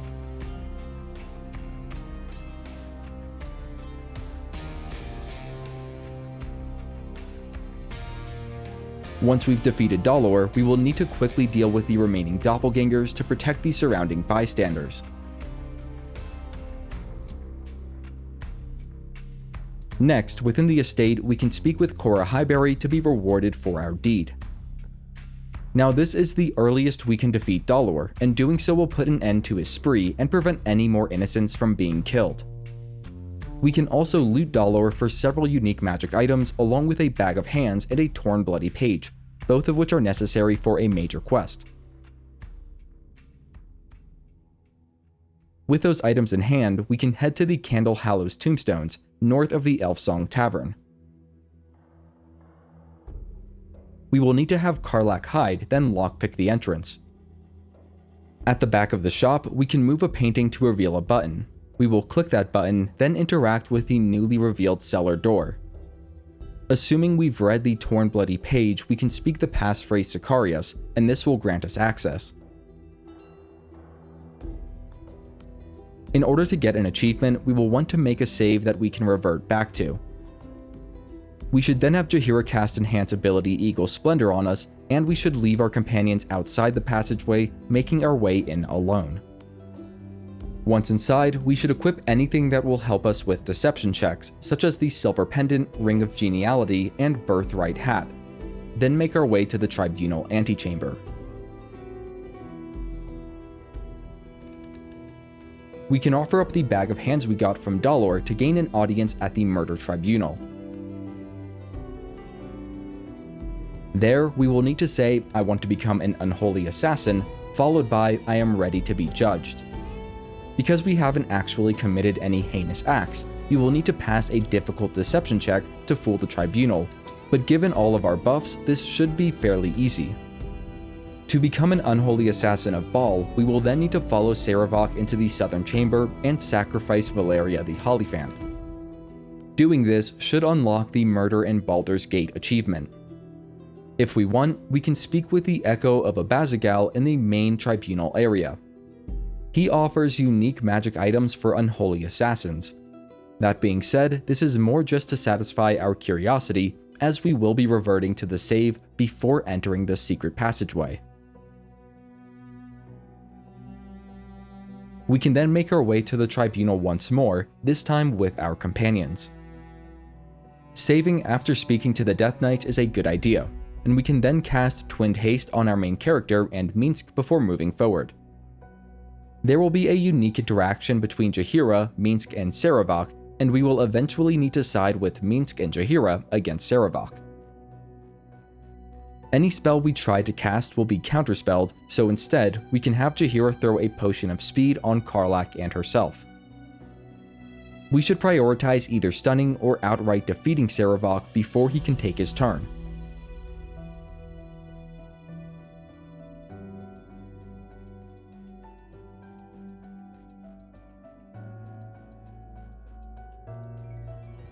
Once Sarevok is dead, the 3 Death Knights will automatically die. We can then focus on defeating the remaining members of the Murder Tribunal.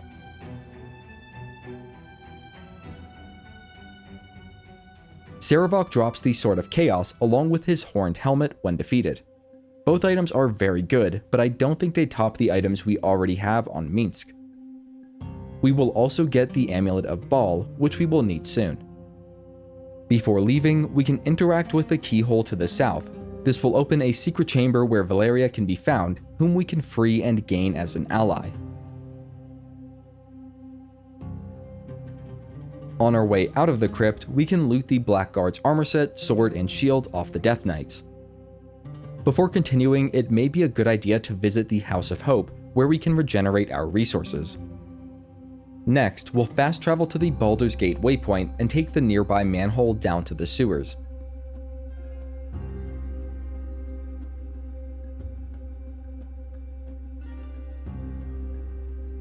We'll go through the door to the northwest, then move further north to the Undercity Ruins waypoint.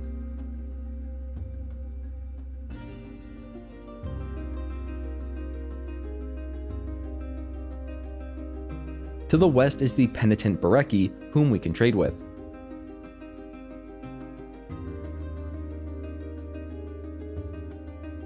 Once we are ready, we can interact with the locked door near the Undercity Ruins waypoint. To gain access, we can say I have an Amulet of Baal, followed by I slaughtered the Murder Tribunal. Walking north through the corridor will trigger an ambush encounter. We can prepare for it by entering turn-based mode, using haste on Karlach, our monk, and having her use a potion of flying. We can then move forward to trigger the encounter. To end this encounter quickly, we'll need to defeat the Farslayer. He can be reached most easily by flying first to the ledge with the Reapers, and then directly to him. The Farslayer has 5 stacks of Unstoppable, but Karlach should be able to burn through all of them and defeat him in a single turn, though a flurry of blows might be necessary.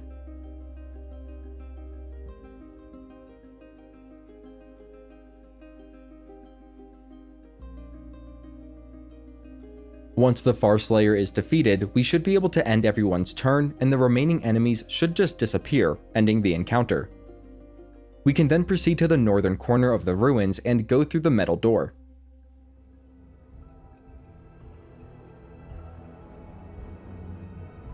Along the way down, we can loot the clown's severed head off of wilting Alex. Just watch out for the traps. At the bottom of the staircase, we'll discover the Temple of Ball waypoint. From there, we'll move east to the solid doors, and we can interact with them and press the amulet against the door to gain entrance to the Temple of Ball.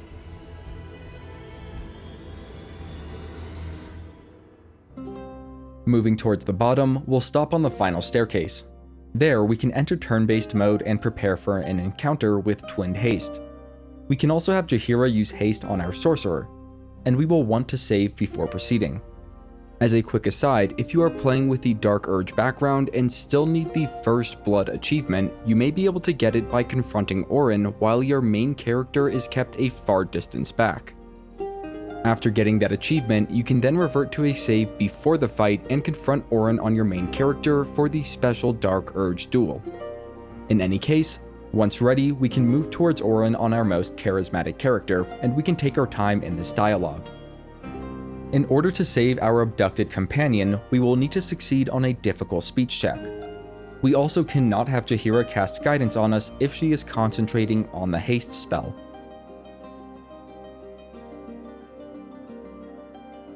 To get an achievement in the combat encounter that follows, we will basically need to eat through Orin's 12 stacks of Unstoppable and defeat her in a single turn. To do this, we can hit her with 2 magic missiles upcasted to level 4 or higher.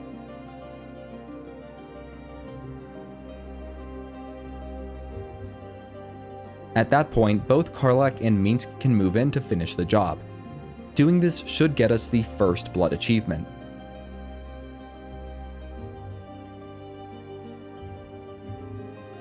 Once we've gotten that, we can clean up the remaining enemies within the next 1 or 2 rounds of combat. Now, if you are playing a Dark Urge character, it is at this point that you can accept Ball's gift to get the Embrace Your Urge achievement.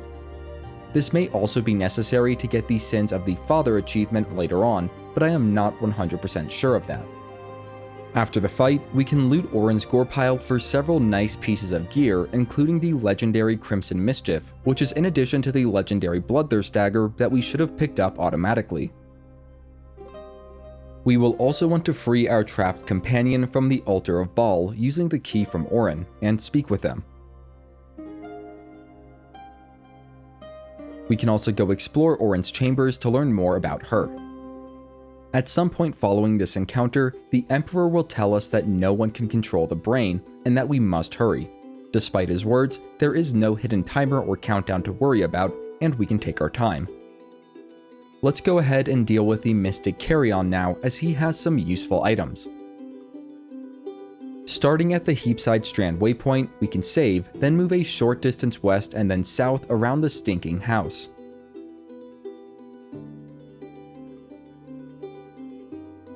There, we should be able to discover a stone wall with a passive perception check, and then lockpick it, although it is admittedly a very difficult DC of 25.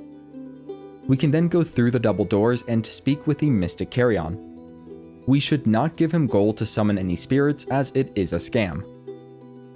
While there is a more natural and proper way to complete Carrion's quest, we are going to do it the quick and easy way for this guide. We can start by saying, "I came to offer my own service," followed by, "You've got a deal." To find Thrumbo, we will head northeast of the Heapside Strand waypoint, climb down the knotted roots, and enter the small house. Opening the wardrobe will reveal Thrumbo. We can say, "I came to find you," and follow it by asking, "Why?" We can then agree to help Thrumbo. Next, we'll fast travel to the Undercity ruins and move west into the passageway. Looting anything here will trigger a somewhat tedious encounter, and I personally don't think the loot is worth it. Instead, we should be able to save and then discover a hidden door to the north with a passive perception check. We can then either lockpick or break it down. This will trigger an encounter in which spellcasters are severely punished. We don't actually need to engage in this encounter if we don't want to. Instead, we can have Karlach move to the northwest corner of the room and read the funerary jar form and function on the table. This will provide us with the information we need to complete the quest. We can then dash to the ladder at the north end of the room and climb it to safety, and we can do this on all of our characters. We will then return to Thrumbo and tell him that the canopic jar is inside his chest. The jar will explode when destroyed, so we will want to place it somewhere it won't hurt anyone, such as on the rooftop of Thrumbo's house, then shoot it with a firebolt from afar. Once we've done that, we can return to the Mystic Carrion and put an end to him. He will drop his unique staff of Cherished Necromancy, along with the other items that he had available for trade. The Hood of the Weave is better than the Birthright Hat when it comes to combat effectiveness, however, I enjoy the benefits provided by having a higher charisma score, mainly easier speech checks. Thrumbo will also return and express his gratitude and take over for the Mystic Carrion. For our efforts, we'll be rewarded with the Crypt Lord Ring. Around this time, we will max out at level 12. We can take the Circle of Death spell on Sorcerer, and the Dual Wielder feat will allow us to use 2 staffs at the same time. We can also switch out the Mage Armor spell for the level 4 Necromancy spell Blight. The Staff of Cherished Necromancy will allow us to cast the Circle of Death spell and/or Blight spell many times at no cost, thanks to its Life Essence Harvest trait. Because we multi-classed, we won't get a feat on Jaheira, but we should be able to get the level 6 spell, Hero's Feast, at this time. For Karlach, we can either take another level in Rogue to gain an additional feat, or we can take a level in Monk for advanced unarmored movement, key resonation, and another key point. Given that I don't have a great choice for another feat, I usually go with the extra level in Monk. Before continuing, we may want to visit the House of Hope to regenerate our resources, and we can also have Jaheira use Hero's Feast on the party. Next up, we're going to get Shadowheart in the party to complete her quest. We can also speak with Halsin about saving him from Orin. If we didn't already do it, we can also speak with Volo and let him know that we already defeated the Slayer. This will lock in Volo as an ally and allow us to peruse his wares, which includes the Whispering Promise, a unique ring. As far as who we should replace in the party for Shadowheart, that's a tough choice. As a cleric, Jaheira is going to be the least helpful during Shadowheart's quest. That being said, Jaheira also has some unique interactions during Shadowheart's quest. In any case, I think we can carry the group with just a Sorcerer and Minsc so long as we have enough Chain Lightning casts available. But if you want this next encounter to be easier, bring along Karlach instead of Jaheira. Once Shadowheart is in the group, we will fast travel to the Baldur's Gate waypoint. We can then move a short distance south before turning west. Once we reach a smaller alley, we can head north on it to the House of Grief.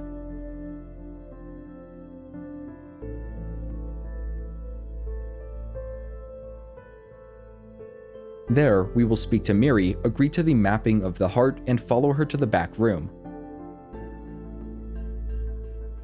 Upon interacting with the granite bench, we can allow Shadowheart to take the lead. Both Jaheira and Minsc will have unique lines of dialogue here. Afterwards, we can enter the Cloister of Somber Embrace.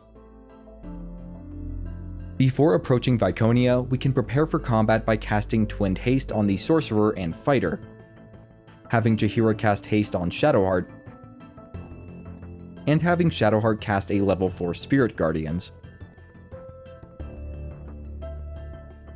We can then save and approach Viconia to initiate a dialogue. It seems like as long as we don't switch to Minsc during that dialogue, his haste won't wear off, and we can take our time here. In any case, we will eventually need to decline Viconia's request to surrender Shadowheart, at which point a combat encounter will ensue. Before doing anything, be warned that Viconia has the Radiant Retort feature, which will punish us heavily for dealing radiant damage to her. To start off, if we have 2 clerics, each of them can help a pretty good amount with Radiant Destructive Wave spells.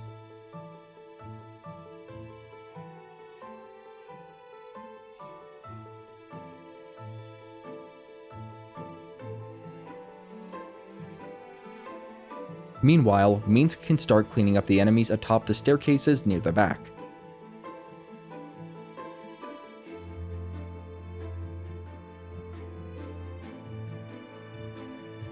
Next, we can severely injure Viconia and further decimate her forces with a total of 3 Chain Lightnings, taking advantage of our Quickened Spell and Twin Spell metamagics, along with the free casts of Chain Lightning we get from Koreska's Lightning and the Arcane Battery passive.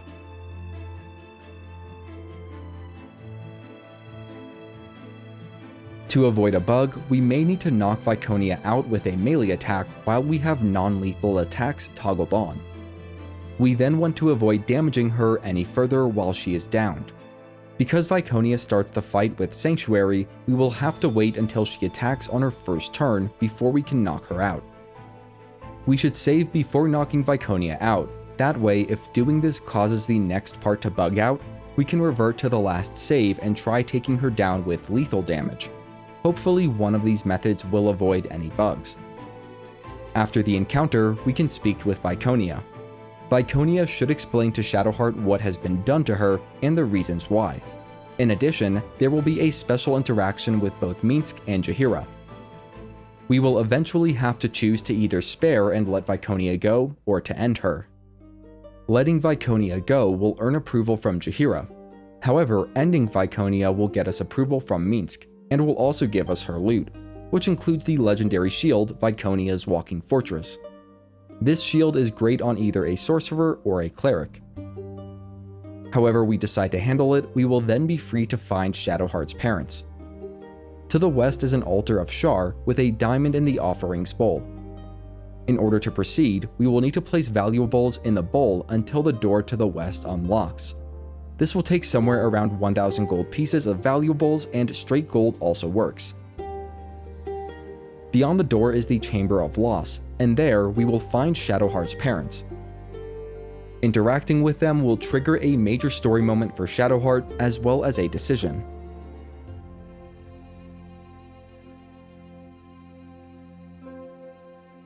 In the end, Shadowheart will need to decide whether to free her parents or end their suffering, as well as her own. Getting Shadowheart to save her parents will require succeeding on a DC 20 speech check.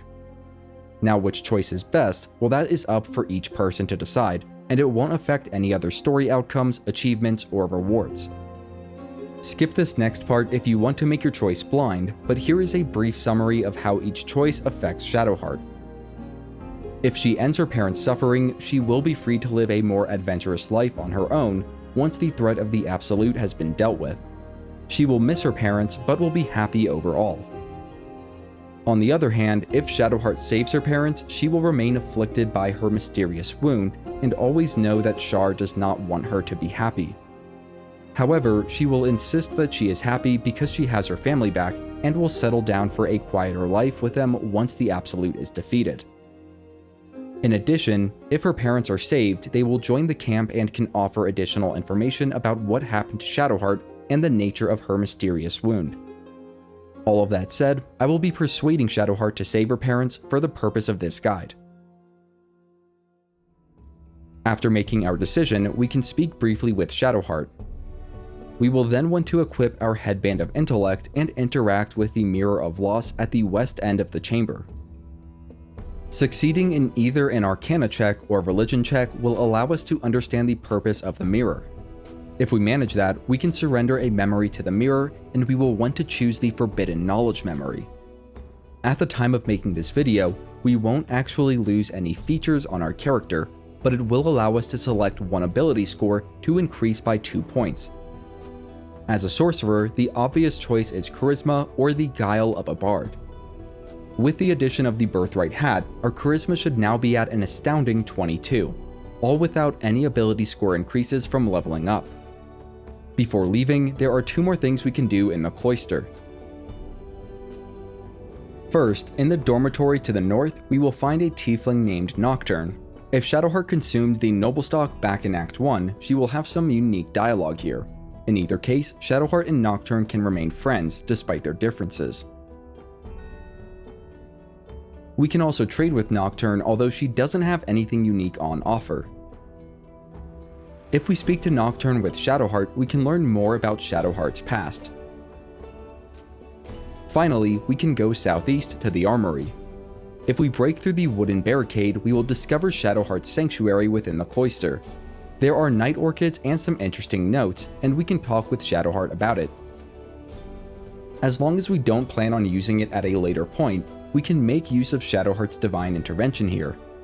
We can first convert all of our spell slots to sorcery points, then have Shadowheart use Divine Intervention Opulent Revival. At the time of making this video, we should keep all of our extra sorcery points on our sorcerer, as well as get back all of our spell slots. Next, we're going to complete Astarion's quest, and for that, we'll swap him out with Shadowheart.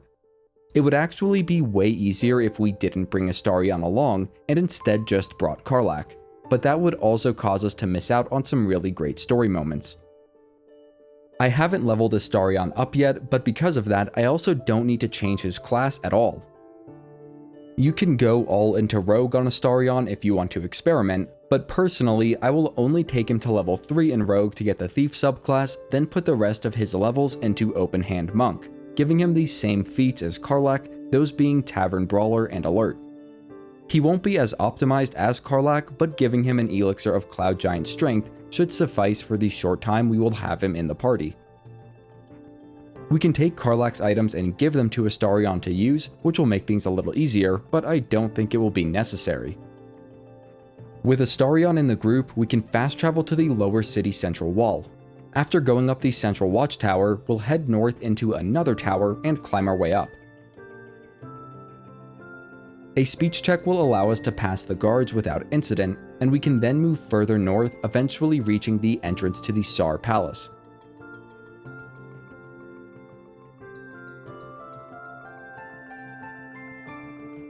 Once inside, we'll first need to make our way downstairs.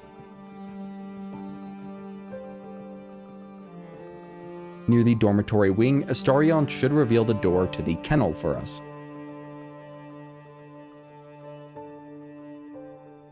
Inside, we'll speak to Goatee, and a fight is basically guaranteed, but Goatee is pretty easy to defeat. We will need to grab the Tsar family ring from Goatee, then move south to the guest room. There is a cursed body in the guest room, so we will want to send Astarion in alone, using Step of the Wind Dash to move more efficiently. We will need to grab the Kozakurin dictionary from one of the wardrobes to the southwest.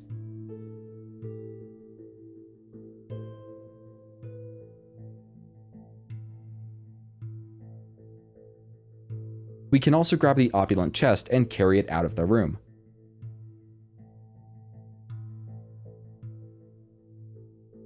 Once we are back to safety, we can open the opulent chest to get the Helmet of Grit.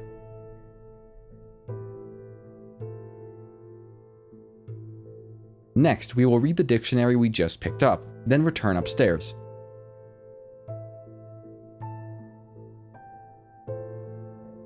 There, we can open the sinister door by pressing the family signet ring against the door and reading the inscription aloud. This will lead to a combat encounter, and we can use our charges of Consume Life Essence to cast Circle of Death for free, making this encounter very easy. Just be sure not to hit allies with it. Afterwards, we can make our way southwest to the office hall and take the dais down to Cazador's dungeon. Next, we will move north and pass through the crypt gate, then speak with the prisoners to the east. To gain approval from Astarion and Minsc, we can say we'll find a way, followed by, like I said, we'll set you free. We can also speak with the prisoners to the west and eventually say, alright, I'll free you once I have the staff. Astarion will want to speak with us after, and we should say you can save them, followed by there's still hope for them, you got out, you got better. To confront Cazador, we will move further north down the Grand Staircase. We can prepare for combat by casting Twinned Haste on both Minsc and our Sorcerer, and have Jaheira cast Haste on herself.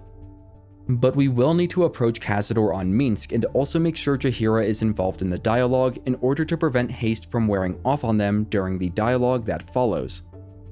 At the start of combat, if we knock Cazador prone with a trip attack, we should be able to defeat him in a single turn with Action Surge and Haste. If Cazador happens to be first in the turn order, we can counter whichever spell he casts. He may also Misty Escape. For this, we can have Jaheira approach with the Blood of Lathander equipped. The passive trait should cause sunlight hypersensitivity in Cazador, dispelling his misty form. It is at this point that we can move in on Minsc and take Cazador down.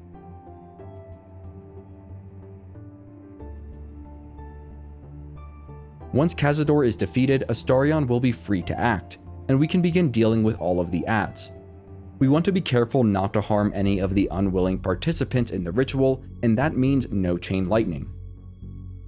We can use the distance spell metamagic with a high-level magic missile to pick off the bats, zap the whole backline with a well-placed lightning bolt, then have Minsc and Astarion clean up the remaining enemies over the next 1 or 2 rounds. Once combat ends, we can interact with the sarcophagus to trigger a pivotal story moment for Astarion with a major choice. Astarion will have to choose between stopping Cazador's ritual or finishing it himself. The powers that Astarion gets from the ritual are pretty neat. That being said, if we want the Gur as allies, for Astarion to be truly free and happy, and to do the morally good thing, we will need to say, if I help you complete the ritual, it will kill all these people. Then, in order to not lose Astarion as a companion, we can either go straight for a persuasion check with a DC of 18, or start with an insight check with a DC of 20. Even if we fail the insight check, we can still do the one available persuasion check. However, if we succeed on the insight check, we will get a new persuasion option with a DC of 15. As long as we succeed on one of these persuasion checks, Astarion will approve and will stop the ritual by killing Cazador. We can then let Astarion's fellow spawn go free and release the remaining prisoners, including the Gur children. Before leaving, we should grab the high security vault number 3 key from the sarcophagus, along with the Rhapsody dagger from Cazador. We will have also gotten the Woe staff from Cazador. Next, we can briefly speak with Astarion about Cazador's downfall, then head south out of the dungeon. Near the fast travel point, we will be met by the Gur.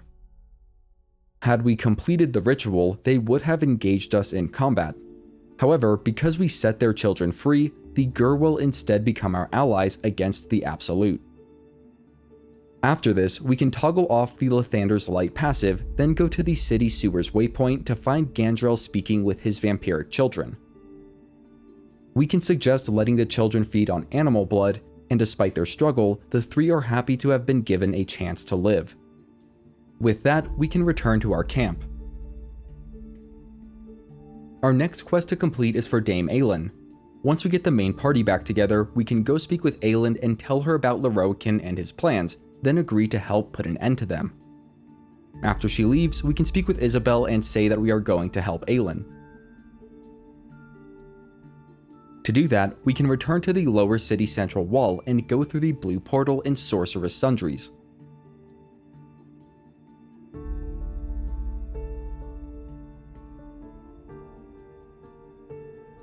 In the conversation that follows, we will need to side with Aylin against Lorroakan. In order to eventually get the Leave No One Behind achievement, we will need to make sure that Roland survives the combat encounter that follows. To that end, we can have our cleric cast Sanctuary on Roland, then use Twinned Haste on Karlach and Minsc. Lorroakan has a really strong reaction ability, but if we stun him or knock him prone with our first attack on Karlach, he won't have the chance to take that reaction.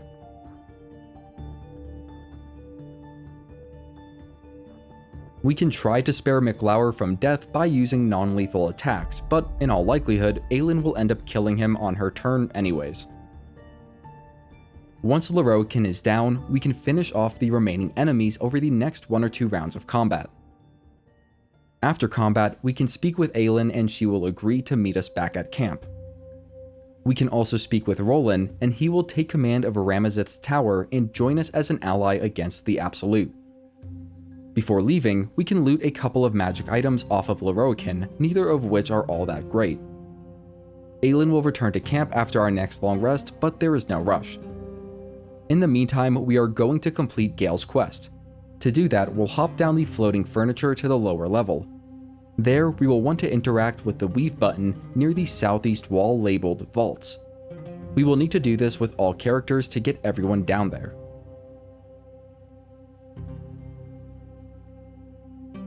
We can open or break the display case near where we appear to access the Red Knight's final stratagem. Reading this legendary book will reward us with the Scroll of Artistry of War, a unique single-use spell that can be learned permanently by any wizard such as Gale. Moving south, we will enter a hallway with invisible floors. As a quick aside and cool Easter egg, if we go east past a chest, we can pass through an illusory wall. Beyond it is a peculiar lamp. If we interact with it, we will be trapped within the lamp. You can play this however you like, and I don't believe there are any unique items here. That being said, we will need a specific item to escape. After looting everything useful here, we can find the Scroll of Summon Quasit in the chest on the northeast side of the room, and summoning it will release us from the lamp.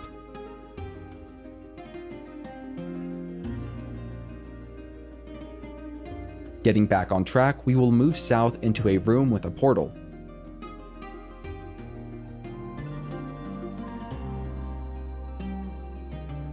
For this next part, it is best if we go in on just our main character. We will move further south through an oak door.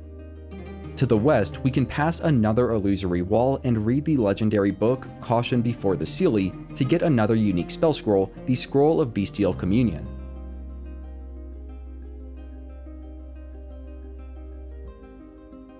We can then move further south into a new chamber where we will need to complete a puzzle, watching out for traps all the while. To start, we will need to go through the door labeled Silverhand, followed by the door labeled Abjuration,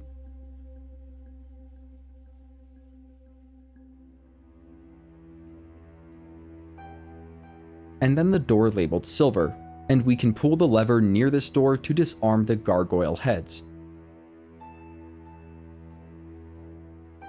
Again, we will be careful not to step on the trap marble plates as we make our way to the lever at the back of this room.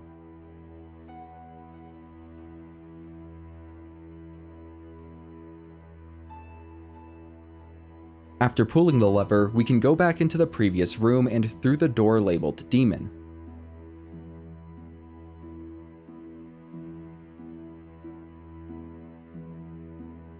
Next, we will once again go through the door labeled Silverhand. This time, however, we will go through the door labeled Evocation, followed by the door labeled Wish. The traps will be set up identically here, and after pulling the big lever, we can go through the door labeled Invulnerability.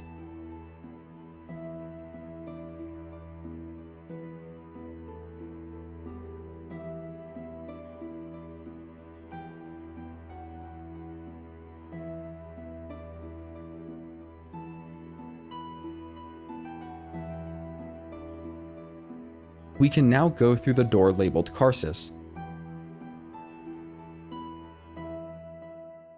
Within this vault, we will find the legendary Annals of Karsus. Reading this book will give us the unique scroll of Dethrone, and we will also need to take this book for Gale to read. There are also lots of nice spell scrolls and the very rare Foebreaker Maul to pick up before we head back out. Next, we'll go through the door labeled Elminster. We will find the Pyroquickness hat in one of the chests, along with the legendary Tharkiate Codex locked in a display case. we'll want to make sure we read this book on our main character. Doing so will give us the Tharkiate Withering Curse. However, if we have a Cleric cast Remove Curse on us, it will be replaced with the Tharkiate Vigor buff, which is a permanent condition that gets refreshed after every long rest. In addition, we can now read the final pages of the Necromancy of Thay book. If we succeed on the final check to do so, we will gain the ability to cast the Dance Macabre spell once per long rest. With treasures in hand, we can return to the room with a portal, regroup with our party, and use the portal to leave the Sorceress Vault, then return to camp. There, we can either speak to Gale to give him the Annals of Karsus, or we can place the book on the ground, get Gale in the party, then take control of him to read it. You can play this next part however you want, as it has no bearing on achievements or allies. However, if we want Gale's condition to eventually be cured by Mystra, we will need to either tell him to stop chasing the Crown of Karsus, or if we took control of Gale to then read the Annals, we'll need to have him make that choice himself.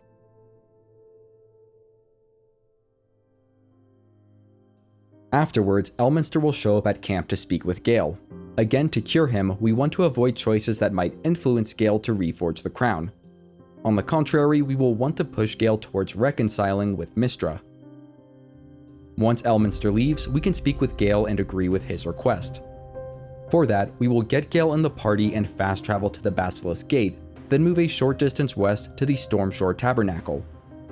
Upon interacting with the statue of Mystra, we should urge Gale to seek her forgiveness, as it might be the only way to cure the orb.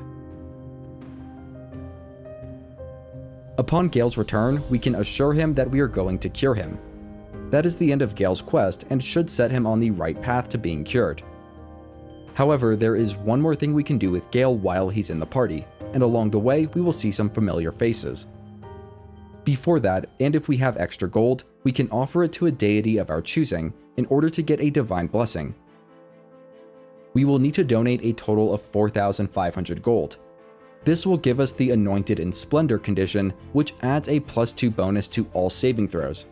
We can return here to get the buff once per adventuring day, and it lasts until we take a long rest. Before returning to camp, we will head to the Elfsong Tavern with Gale. There we can find and speak with Lacrissa on the ground floor and mention the bet we made earlier with her in the Druid Grove. If we ask about Alfira, we will be directed to the rooftop. We can head up the stairs to the northeast and take the iron ladder up. There we'll find Alfira playing her lute. She will inform us of her plans for the future, and we can give her our blessing. For all that we've done, Alfira will give us her first lute, although I don't think it actually does anything special.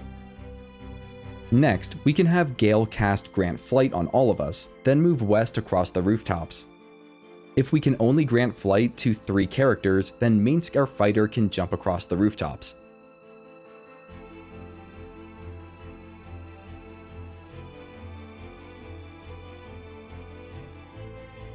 On the roof of the Devil's Fee, we can find and speak with Tara, Gale's Tressym. She sells the unique hat of the Sharp Caster, and while it's neat to bring Gale along, at the time of making this video, he does not have any special dialogue with her. With that handled, we can reassemble our main group, then fast travel to the Grey Harbor Docks waypoint.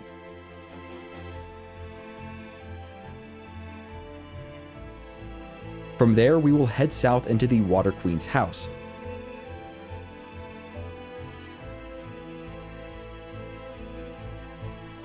Near the back, we can speak with Alondra Grey, and if we offer 500 gold here, we'll gain some approval from Minsc. To properly start this quest, we'll want to say, "Did this person drown?" followed by, "I'm good at slaying beasts," and finally, "Alright, I'll see what I can do." This next step is optional, but it does add some context and a unique dialogue option down the road. To do it, we'll need to sneak our way into the Steelwatch Foundry west of the Docks waypoint. There is a Steel Watcher we will want to sneak past, and we will want to make sure that we are hiding as we make our way through the foundry.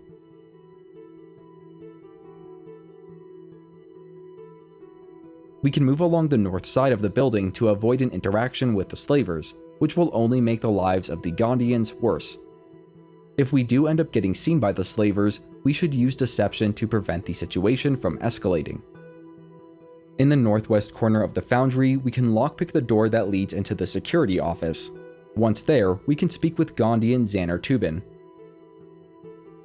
He will explain the dire situation of the Gondians, and we can eventually say there's always a way, and then ask where they are being held. We could go deeper into the foundry to discover the whereabouts of the families. However, doing so is risky and also unnecessary. Instead, we will sneak back out of the foundry and fast travel to the Baldur's Gate waypoint. To the south is the Society of Brilliance headquarters, also known as the Lodge.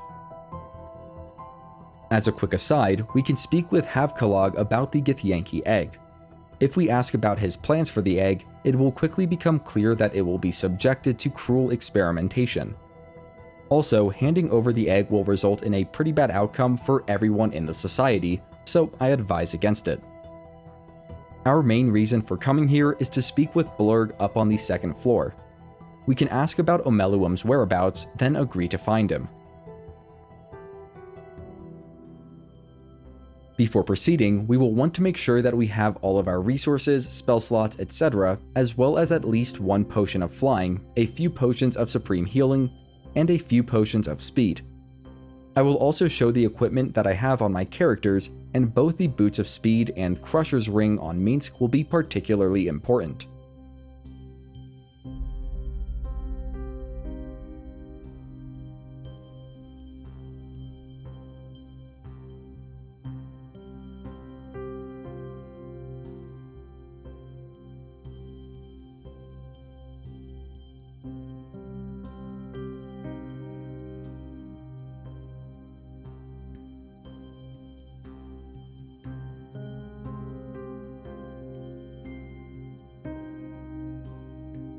Once we are ready, we can head southeast of the Baldur's Gate waypoint and sneak our way into the Flim cargo warehouse.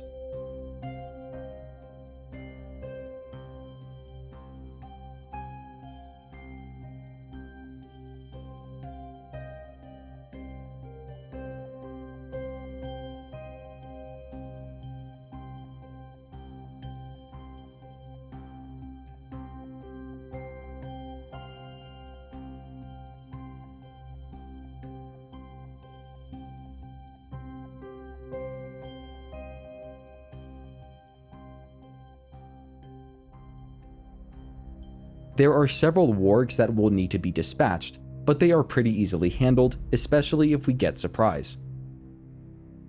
After the fight, we can find a hidden hatch in the northwest corner of the warehouse and take it down to the basement. We will then move south to the subaquatic dock. There we'll find a submersible along with its captain Redhammer. To complete the Water Queen's quest, we will need to confront and defeat Redhammer. As far as I know, going to the Iron Throne is a major milestone in Act 3, and doing this will remove any possibility of an alliance with Gortash. So, if you are curious, you can make a manual save here to come back to if you ever want to see how that alliance works out. In any case, after making sure we are ready, we can save the game and take the submersible to the Iron Throne. Overall, I recommend saving a lot throughout this next encounter. After a cutscene, we will need to respond to Gortash. Although I generally avoid foul language, there is one option here that is clearly the best, and it will gain a lot of approval with Karlach, assuming we haven't maxed it out already. Ultimately, we will need to dock at the Iron Throne. Now this is an extremely cool encounter, but it also requires precise action and efficiency in order to save everyone. As soon as we leave the submersible, we will enter turn-based mode and will have a limited number of turns to rescue the hostages. Because of this, we should take a moment to prepare. First, we can enter turn-based mode and cast Twinned Haste on Karlach and Minsc. We can then have everyone group up and throw down a potion of flying for added mobility. We can also oil up Minsc's sword and use Spirit Guardians on Jaheira at a high level. Finally, we can use Wholeness of Body on Karlach.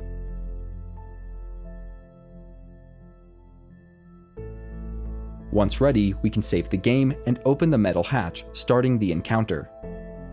The first round is crucial. We must release all prisoners by the end of it, or else they probably won't make it back to the submersible in time. We will start with Minsc, our fighter.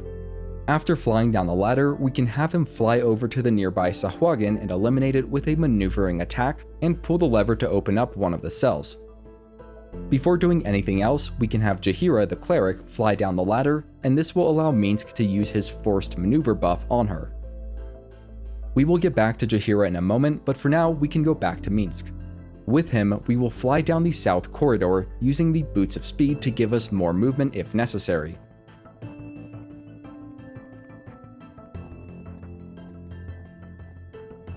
Our first target is Santoria, and we will need to use our second action to free her from her restraints.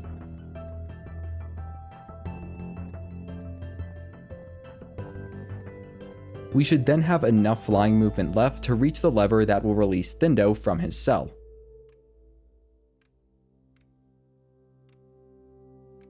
We can use whatever movement we have remaining to fly west, intercepting another patrolling Sahuagin, and if we fly over at the right moment, we may even be able to reach it and dish out some damage.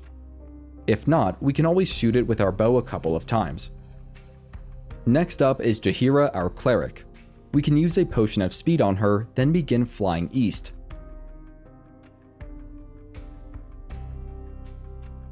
Along the way, we can pull the lever in the northeast corner of the central room. This will release Flanzy from her cell. We will need to dash at least once on Jaheira in order to reach all the prison cells at the end of the East Hall, which is our first priority. We can also damage the Sahuagin with Spirit Guardians along the way. We can start by releasing Duke Ravengard from the central cell. We will then need to release both Deedle and Marlono from the southeast cell. We will come back to Jaheira in a moment, but for now we will switch over to our main character Sorcerer. In order to give them a little more mobility, we can have Karlach throw a potion of speed near their feet. With our Sorcerer, we will be flying down the ladder, then down the West Hall.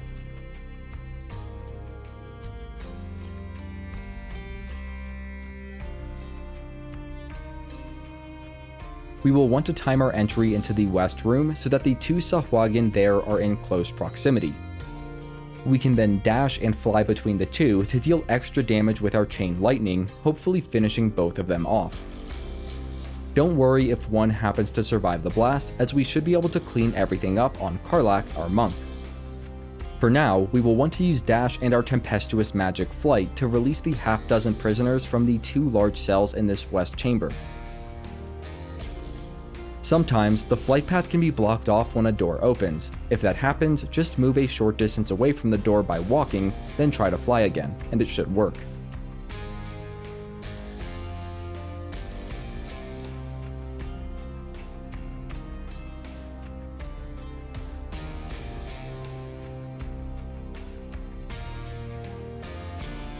We will now take control of Karlach. While flight is the most efficient mode of travel for most characters, Karlach, especially if we have 9 levels in Monk, can travel a lot further by using Step of the Wind Dash and then jumping around. So that is what we will do. She is going to be on cleanup duty, going around and eliminating any remaining threats in the turn order. We will start by jumping our way down the hall to the west, if necessary, to eliminate any remaining Sahuagin there. We will then want to jump our way down the east hallway and clean up the Sahuagin threatening Jaheira and Duke Ravengard. Try to keep a bonus action or action available during this, as we may need it to reach our final destination. If we run out of attacks, we can try to get a free hit by provoking an opportunity attack. If the Sahuagin misses, we can react with a Greater Kushigo counter.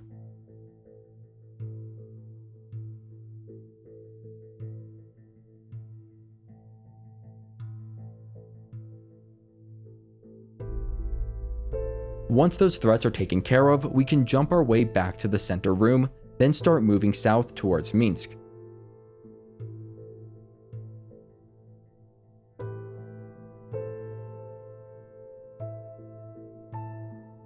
We will most likely require Cunning Action Dash in order to reach Minsc, where we can help clean up the Sahuagin champion if we fail to defeat it on Minsc.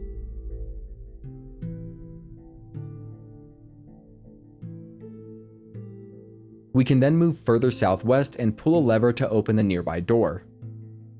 We will find Omeluum bound in this room.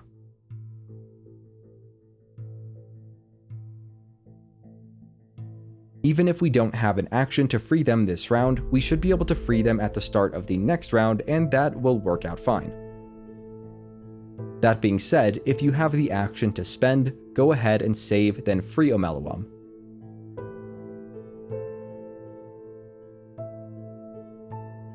If you still have an attack at that point, use it to throw a potion of flying near Omeluum's feet. We can also have Omeluum use a potion of speed on their turn, but I recommend not moving Omeluum at this point, as they may need to help some Gondians escape. We won't know which ones need that help until they are given a chance to run. Hopefully everything runs more smoothly in your game so you don't have to worry as much about this, but as you will see, I was not so fortunate. Switching back to Jaheira, we will want to make sure she is placed near the center of the east chamber, about 30 feet west of the entrance to Duke Ravengard's cell. If we still have an action on her, we can save it until after moving Duke Ravengard. We should have control of Duke Ravengard at this point.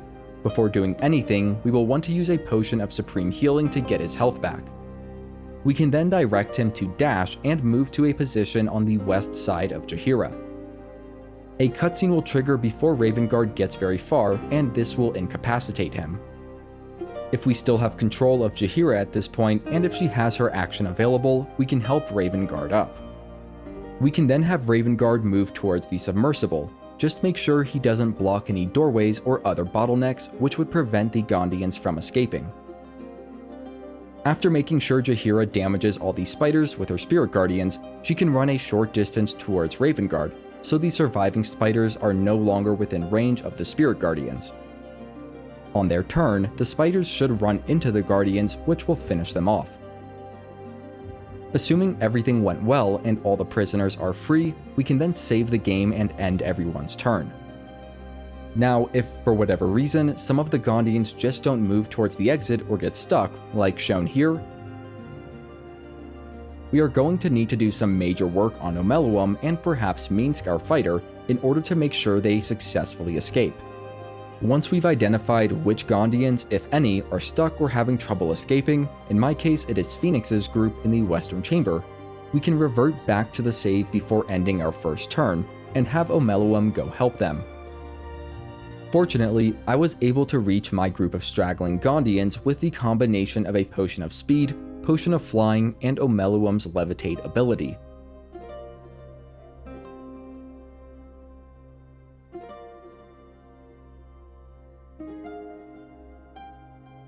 Then, using the teleport to submersible ability, I was able to get the first of the Gondians, Phoenix, instantly teleported to the submersible. I then used the remainder of Omeluum's movement to fly back towards that group of Gondians.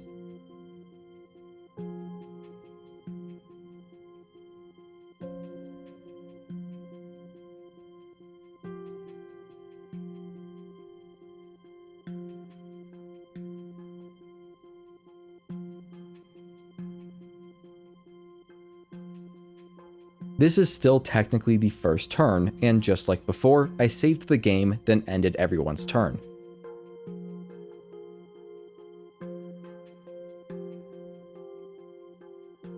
At the start of the second turn, we will need to free Omeluum if we haven't already. Minsc needs to stay in this general area to deal with additional threats as they emerge. Meanwhile, Karlach is going to be our character to go around looting this facility. Because of that, we will have Minsc fly over and free Omeluum if needed.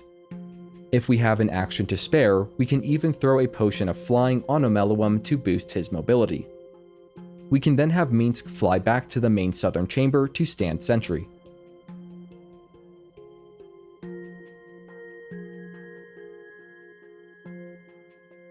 Jaheira's job is pretty much done, and we can have her fly back to the submersible. The same goes for our sorcerer.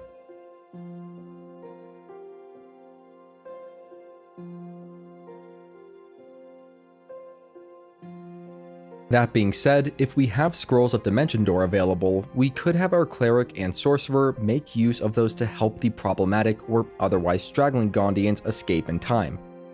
However, I would only do this in extreme circumstances as it might cause more hiccups for the other escaping Gondians.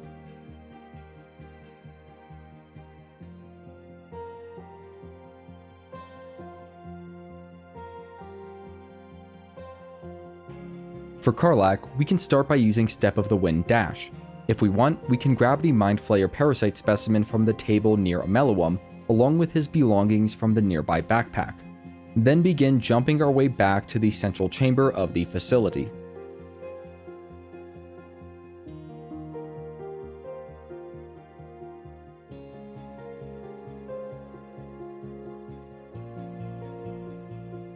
From there, we can hop on down the North Passage where we will run into 3 more Sahuagin.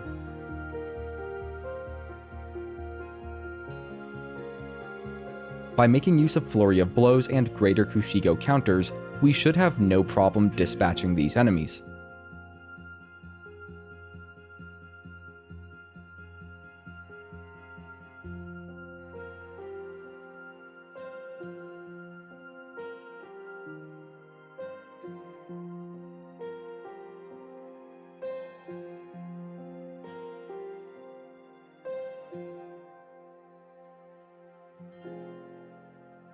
You may also notice the body of a man named Prinsky, and he carries an interesting missive from Gortash. In any case, by the time we run out of movement and actions, we should be set up to loot the corridor to the west, which we will do next turn.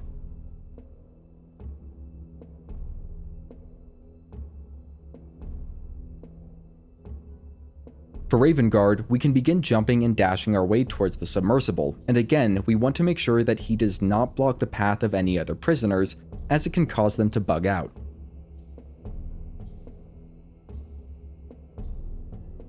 On Ameluum, we can teleport another straggling Gondian to the submersible, then use the rest of our movement to fly back to the next one if there are any left. It's not always clear which prisoners we should prioritize to warp to the submersible, but I would focus on those that are blocking either the central ladder's entrance or exit, as this can cause the other prisoners to bug out. Once again, we can save the game, then end everyone's turn.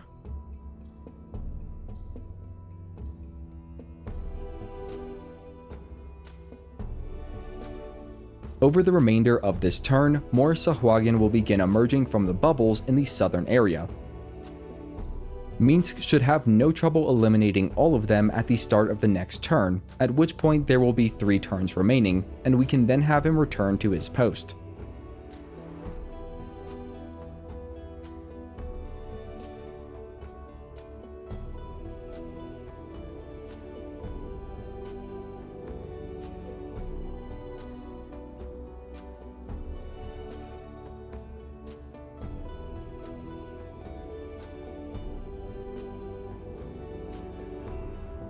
On Karlach, we can have her move throughout the Northwest Hall, pulling levers to open and explore the 2 chambers along the way.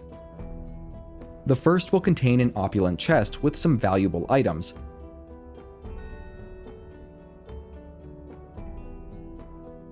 The second, larger chamber will have an opulent chest that contains the Counting House Vault 6 key. There is also a unique note on the ground.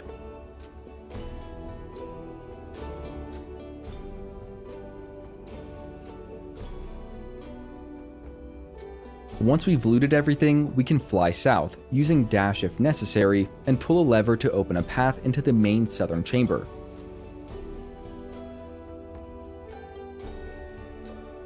From there, we can fly back to the central chamber, where we can board the submersible.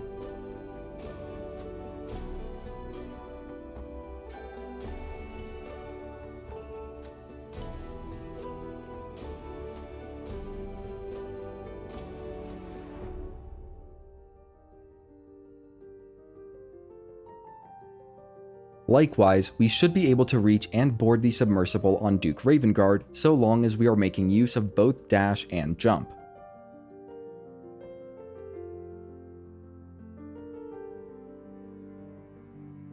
Once again, we can have Ameluum teleport a prisoner to the submersible, preferably one that is blocking the path of others or that is otherwise lagging behind. At this point, most of the prisoners should either be in the submersible or be very close to it. If that is the case, we can have Omeluum stay in the submersible too. In addition, we will want to make sure that everyone with a potion of speed active, such as our sorcerer, boards the submersible before it wears off.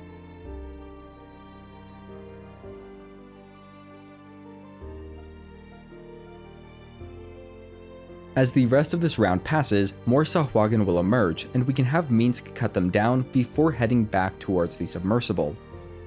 At this point, there are only 2 turns remaining until the facility collapses.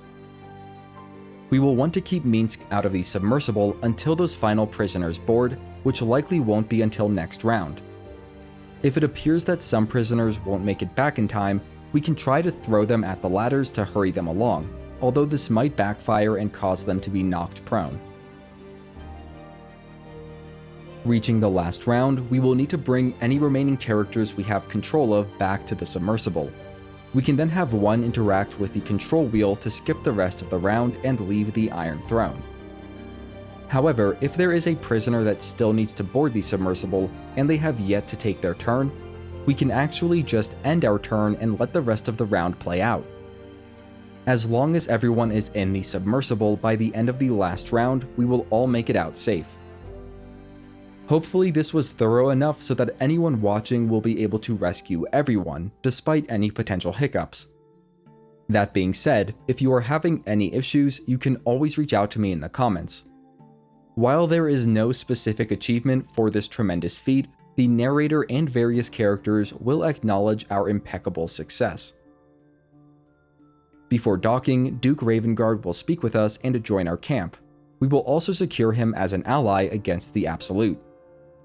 Minsc should also get the Against All Odds inspiration as a result of our flawless victory. We can speak with Obelia Tubin before leaving the submersible and let her know that it was her father that sent us. Upon leaving the submersible, we will be confronted by Alondra Grey. We can tell her that the Iron Throne is gone because of us, and we will be rewarded with the Wave Mother's robe, which looks pretty nice and has a pretty useful effect for healing without any potions. We can also speak with the Gondians if we want before leaving, and they will offer up various words of praise and gratitude. It probably is not necessary, but to give ourselves the best chance of saving all the Gondians from the Steelwatch Foundry, we will probably want to visit the House of Hope to restore all of our resources. We will also want a potion of flying and a potion of speed. Once we are ready, we can fast travel to the Grey Harbor docks.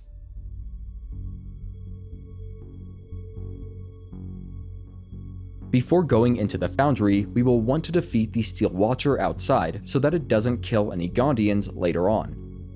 Just make sure to step away from the Watcher once its self-destruct sequence is initiated.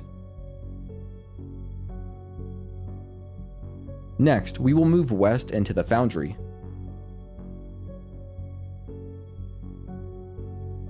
We can go ahead and cast Haste on Minsc before the start of this first encounter. Twinned Haste most likely won't be necessary, and we want to save sorcery points. We can also cast Spirit Guardians at a high level on Jaheira. We can then fully enter the foundry to start the encounter. To start things off, Jaheira can dash in and deal some area damage as well as apply debuffs. Next, Karlach can go in and make use of her Kushigo counter along with her 2 bonus actions to dish out a total of 6 attacks without haste or any key points. Finally, we can clean up any enemies on their last few hit points with a magic missile. We probably won't eliminate all of the enemies on the first turn, but as long as we leave 3 or less standing, all of the Gondians should survive the encounter. Whenever a Black Gauntlet enemy is defeated, they will drop one of Prinsky's motivators. These must be deactivated within the next 2 rounds, or else they will set off the bomb callers, killing all of the Gondians. Deactivating a motivator takes 1 whole action, and we will need to pass a DC 5 intelligence check to deactivate the first one. For that reason, I recommend saving beforehand just in case of really bad luck. So long as we manage to deactivate the 2 motivators before they go off, the rest of this encounter should go smoothly enough. Afterwards, we can speak with Tubin, inform him that we got everyone out of the Iron Throne, and recruit him to go destroy the foundry. Before leaving this area, we can gather the required components to make the Hellfire Engine crossbow, and we'll want to hide to make sure that we are not detected by the patrolling Steel Watcher outside. First, we'll need to move south to find the Steel Watcher arm. We can then go west down the line to find the targeting module. Next, we'll head northwest to the security office and pick up the Watcher crossbow blueprint from the table in the southwest corner.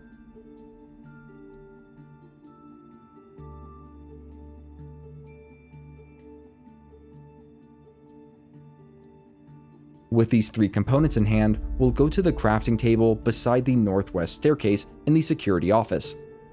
There, we can put them all together to craft the very rare Hellfire Engine crossbow.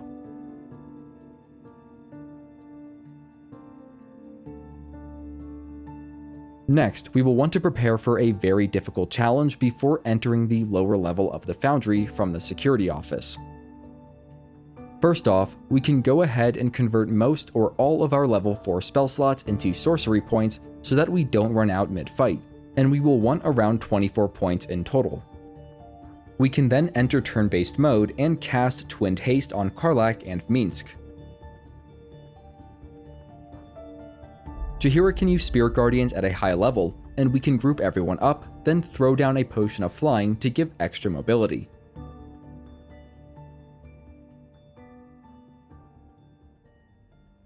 Minsc can also use his giant form and oil his weapon for added damage.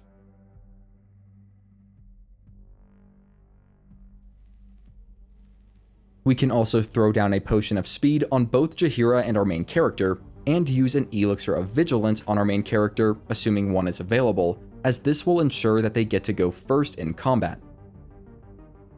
Finally, we can use Wholeness of Body on Karlach, save the game, then enter the lower level of the foundry.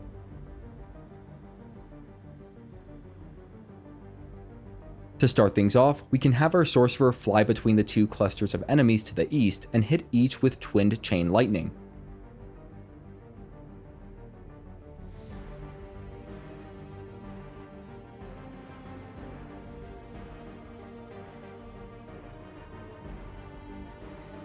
We can make use of the Koreska's lightning buff and Arcane Battery passive to do this twice over without using any spell slots, and this should eliminate most of these enemies.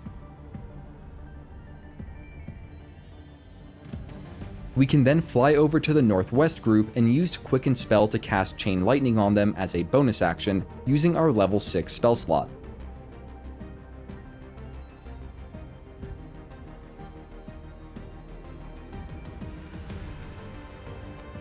Next, Karlach can move in on one of the 2 Hellfire Watchers to the east. We should prioritize defeating whichever one will take its turn before Minsc, if that is indeed the case. For the one that is close to a Gondian, we can use a Flurry of Blows push to push it away from the Gondian, which will keep them from being caught up in the self-destruct blast wave. If we absolutely need to, we can have Karlach throw or push an endangered Gondian to safety, even if this will hurt them a bit.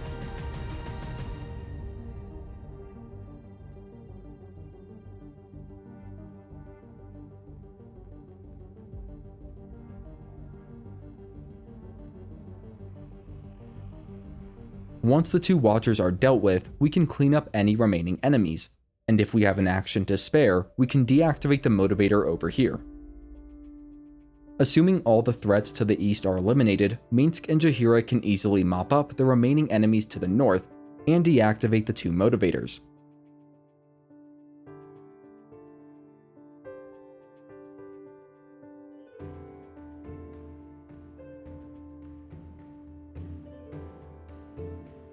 It should be okay if we can't get both motivators on this first round, as they should not trigger until the end of the next round, by which point we will easily have things in hand.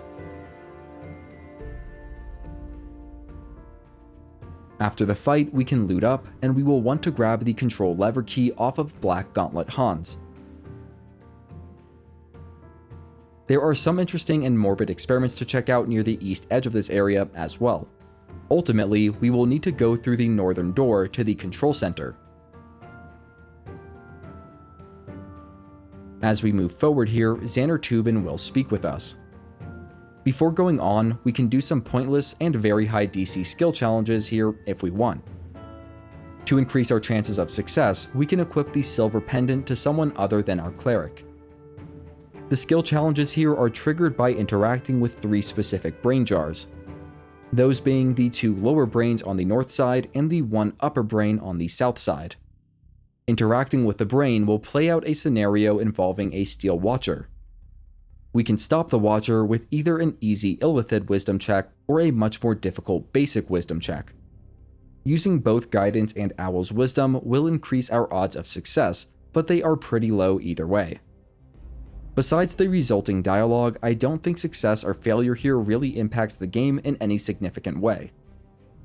Because of that, it's hard to justify using inspiration points here, especially when we will soon be having a much more important and equally difficult skill check in the near future. We will, however, be getting 3 points of inspiration in the immediate future, so if we already have the maximum of 4 saved up, we might as well use 2 or 3 here. In any case, once we are ready, we can cast Twinned Haste on Karlach and Minsc, then move east into the next room. It is here that we will need to face off with the Steel Watcher Titan, and I like to open with a Lightning Bolt and Quicken Lightning Bolt if possible. These should hit both the Titan and the Hellfire Watcher behind it. We can then have Jaheira move in and blast both with a destructive wave, and at that point, Minsc should be able to finish off the Titan. Karlach can start taking down the other Hellfire Watchers at this point, and overall this encounter is not too bad, especially since we don't have any innocent bystanders to worry about.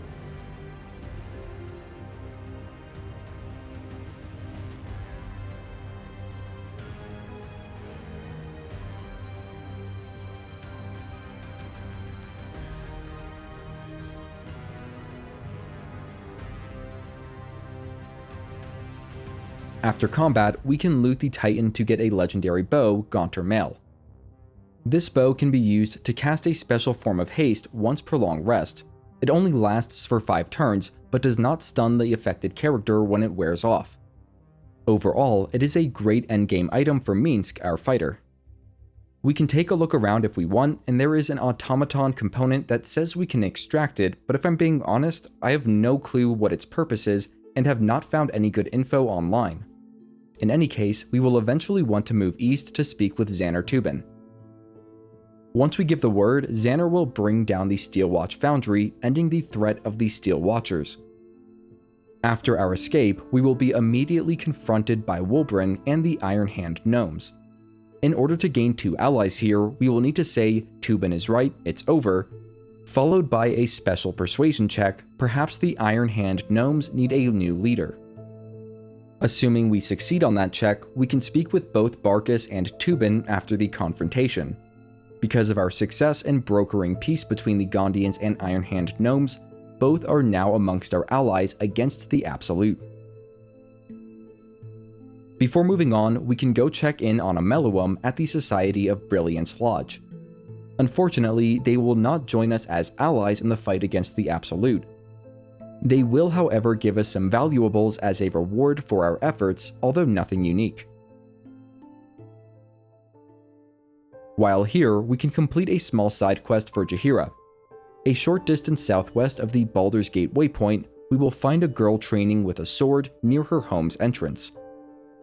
We can approach her to trigger a unique interaction with Minsc and Jaheira. We can then head into the home where we will have more interesting conversations with Jaheira. When given the option, if we say "not in this lifetime," we will get approval from Minsc. Afterwards, we can head upstairs and speak with Tate to get a Harper pin.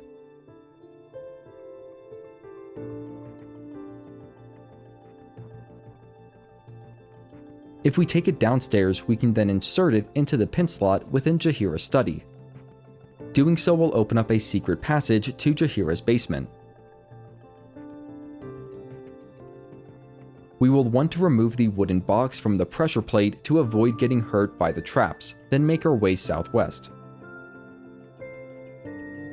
Within the house, there is a key hidden in some loose floor planks, which are also trapped.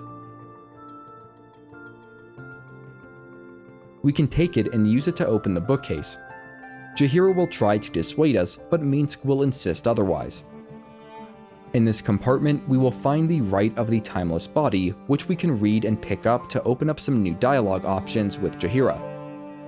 In the display case is Khalid's gift, a very rare magic necklace. Within the opulent chest are Jaheira's old weapons, Belm and the Staff of the Ram. Next, we can speak with Jaheira and ask about the strange scroll. If her approval with us is high enough, and at this point it should be, she will actually go into detail about the ritual. At least in the game's current state, there does not seem to be a way of convincing her to undergo the ritual. Next, we will set ourselves up to get the Mind Blown achievement, and we can get a couple of other achievements in the process. To do it, we should make sure that we have a few alcoholic beverages on hand. We can then make our way west of the Basilisk Gate waypoint to the Elfsong Tavern. Within the kitchen, there is a staircase leading down to the basement. There, we'll need to exterminate around 36 rats, and we can get 2 achievements very easily here. To get the Punch Drunk achievement, we need a character that has the alcohol condition active to defeat 20 of these rats. I'm not sure if this requires using melee attacks to get, but an easy way to test it is to save, then have Jaheira drink an alcoholic drink and blast away the rats with Radiance of the Dawn. If defeating 20 rats this way doesn't unlock the Punch Drunk achievement, we may just need to get it with a melee character instead. Now, to get the Kill 2 Birds with 1 Stone achievement, we will also want Karlach to use the improvised melee weapon action, then grab 1 rat and hit another with it. Any character that is not under the effects of alcohol should not defeat any rats, as I'm fairly certain that it won't count towards the Punch Drunk achievement. The chef upstairs will give us a small monetary reward for exterminating the rats. However, the more important thing for us to do in the wine cellar is go through the door on the northwest corner.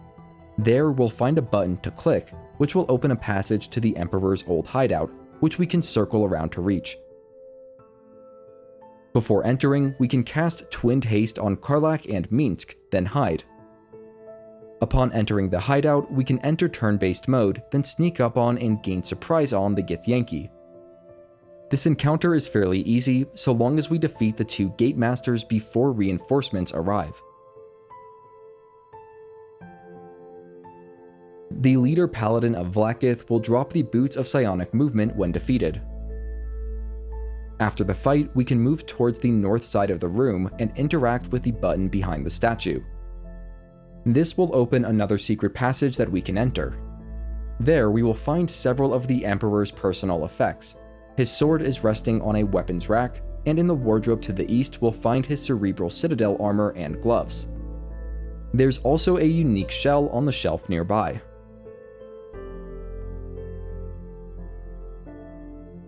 In the northeast is a portrait of Duke Stelmane. To the northwest are some prisoners' chains and empty brain jars, and to the southwest a recipe for fiddlehead soup.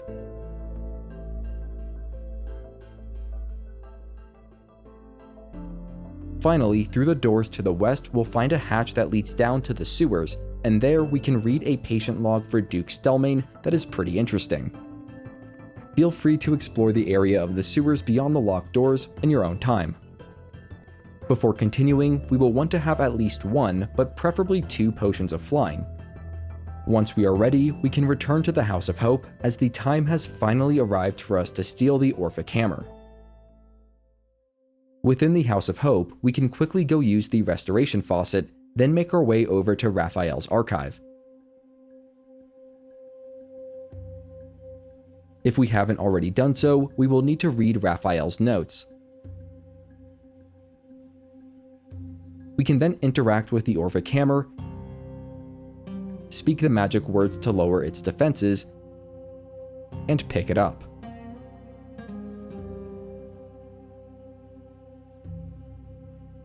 As we go to leave the archive, Hope will ask us to free her from her prison, which we should agree to do. Before leaving the archive, we can prepare by casting Twinned Haste on Karlach and Minsc, and have Jaheira cast Haste on our sorcerer. We do not want to use radiant damage within the House of Hope, as all enemies here have the Fleeting Protection trait, which will deal twofold damage back to anyone that deals radiant damage. To start, Karlach and Minsc can team up and tackle the Hellsphere, and feel free to pull out all the stops as we have the restoration faucets to use after the fact. Before defeating all these initial enemies, we can have some characters run ahead to the northeast to get more enemies in the turn order. This will keep us in turn-based mode and help prevent haste from running out while there are still enemies up ahead to deal with. It's not a huge deal if we exit turn-based mode or anything, I just find that this strategy helps keep things running smoothly and efficiently. As we pass the Boudoir, another Hellsphere will appear, and we should prioritize hacking it down. Before going to Free Hope, we can clear out the group of enemies that are near the entrance portal. My favorite method of doing this is a couple of twinned chained lightnings. Once all the enemies on this floor have been defeated, we can go use the restoration faucets once more, then go through the prison hatchway, which is located in the south corner of the house. After entering, we can speak to Hope, then prepare for combat. This encounter will require us to cross several gaps.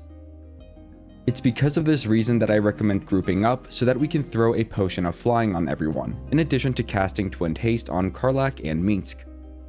Once ready, we can save the game, then click the button to open the door and head inside. The encounter will start when we approach Hope. The biggest threat in this encounter are actually the Vengeful Imps.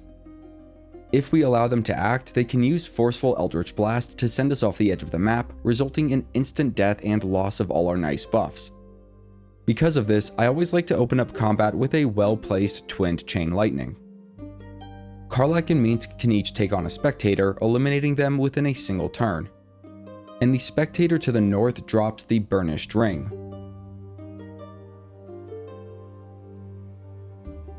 After combat, we can equip the Orphic Hammer on Karlach, then break the chains binding Hope.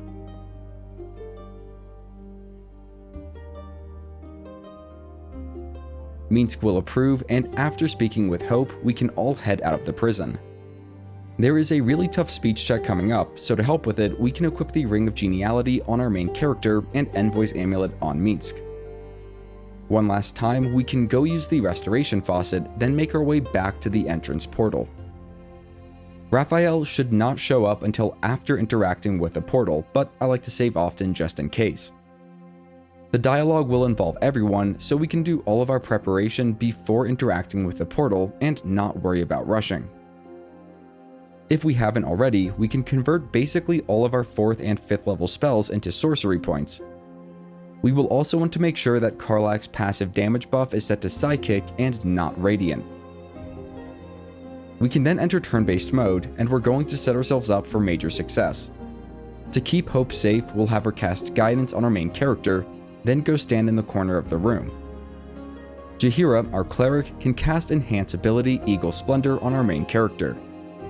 We can cast Twinned Haste on both Karlach and our main character. Minsc can use Celestial Haste on himself and his giant form, as well as a weapon oil if those are available.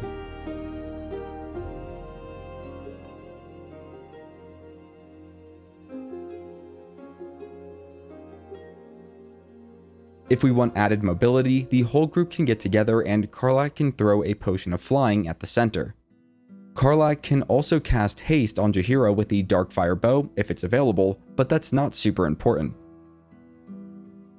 We will then want to pass one turn, as Minsc still needs to do some stuff that requires actions.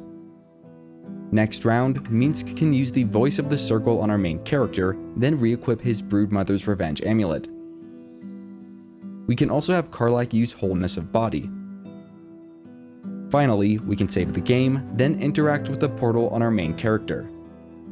We can try to turn Corilla against Raphael, but she will stay loyal to him. That being said, we can sway your gear to our side in the fight, and it's definitely worth doing. This will require succeeding on a persuasion check with a DC of 30, and while it is difficult, we set ourselves up so that we have the highest chance of success, making it not so unlikely. However, save scumming may still be required. Regardless of what we choose to do at this point, a fight is inevitable.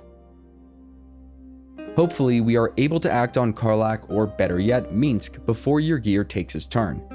There is actually something pretty cool we can do, although it is totally optional. If we make the right moves, we can save Karilla from dying, which will make Hope happy. To do this, we can have Minsc or Karlach fly over to Karilla, and then we'll need to throw her towards the north exit of the room. This is going to hurt her, and so we might need to throw a healing potion on her halfway through the process. Once Karilla has been successfully ejected from the room and in living condition, we can toggle on non-lethal and knock her out to prevent her from running back into danger.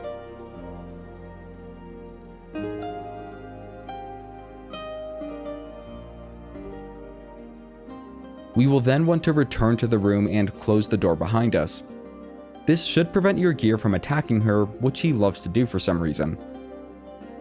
At this point, if we are out of actions on Karlach, or if we haven't made any attacks with her, we can provoke an attack of opportunity from a Cambion to try and trigger a greater Kushiko counter. Unless they've patched it, this should get us an additional attack, and we can use stunning strikes on Raphael. If we have any remaining bonus actions, we can use Flurry of Blows Topple on Raphael to try and knock him prone. Assuming everything has gone smoothly, we can turn off non-lethal damage, and this is probably a good point to save at as well. On our main character, we can wreak havoc with 3 Chain Lightnings, 2 of them twinned and a 3rd quickened.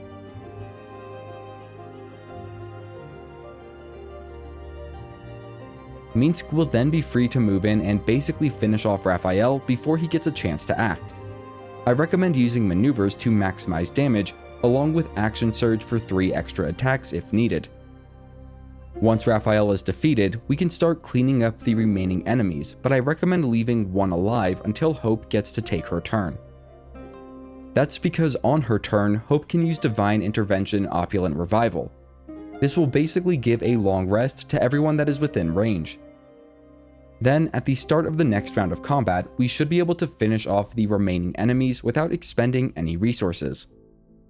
After the fight, we can speak with Hope and she will show gratitude for sparing her sister Karilla. To avoid disapproval from any of our companions, we can say, "I hope the 2 of you can reconcile." Regardless of what we say, Hope will not join us. As a reward for our efforts, we will be given the legendary Gloves of Soul Catching, and these are the best gloves for a monk. We should also take a moment to speak with your gear. If we say, "I have my own frontline to return to," then your gear will join us as an ally against the Absolute. We can grab the legendary Helldusk armor off of Raphael. This heavy armor can be worn by any character regardless of armor proficiency. It is the ideal armor for spellcasters and will remove the need for mage armor. Also, now's the time to put our regular camp clothes back on now that the Deader attire is no longer needed. Finally, the restoration faucets within the Boudoir will no longer be usable. Fortunately, we only have 1 major battle left before taking our remaining long rests.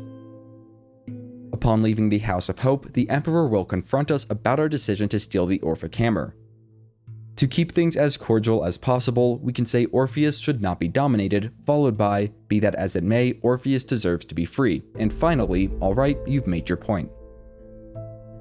With the Orphic Hammer in hand, we can toggle off Jaheira's Sunlight passive, fast travel to the City Super's waypoint, then move north. We should eventually reach a locked door to the east. Beyond it, we'll find Kithrak Voss and an individual named Kudenos. If we succeed on an insight check, we will discover their true identity. We can then speak with Voss and inform him of our success in retrieving the hammer. The Emperor will dissent to freeing Orpheus, and we can argue with him more about it, but he will not change his mind. If we haven't already gotten it in Act 1, Voss will reward us with the legendary Silver Sword of the Astral Plane. At this time, we can speak with Lae'zel about it without worrying about spoilers or out-of-context dialogue. And with that, we can fast travel to the south span of Worm's Crossing waypoint, then move north towards Worm's Rock. The bridge will no longer be accessible, but we can sneak into the stronghold. We'll go northeast to the ledge and use our Featherfall boots to safely jump to the rocky exterior of the fortress.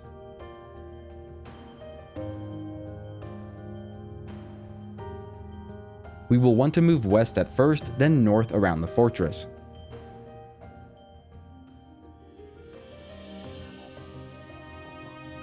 This should take us to a ladder that leads to some knotted roots, which goes directly to the backside of the audience hall. From there, we'll need to make our way up to Gortash's chambers. We can unlock the door, then group up and throw a potion of invisibility down at the center of the group if we want to more easily avoid a combat encounter. Then sneak our way north to a set of stairs that will take us up to the rooftop.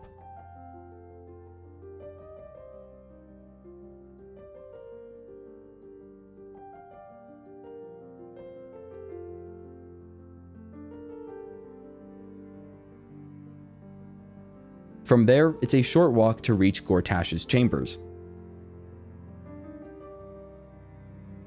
With that, we'll save, then approach Gortash. In the conversation that follows, we will need to side with Karlach against Gortash. At the start of combat, we can go ahead and cast Twinned Haste on Karlach and Minsc. If we want, we can also use a potion of speed to get off a Twinned Chain Lightning on the enemies in the chamber.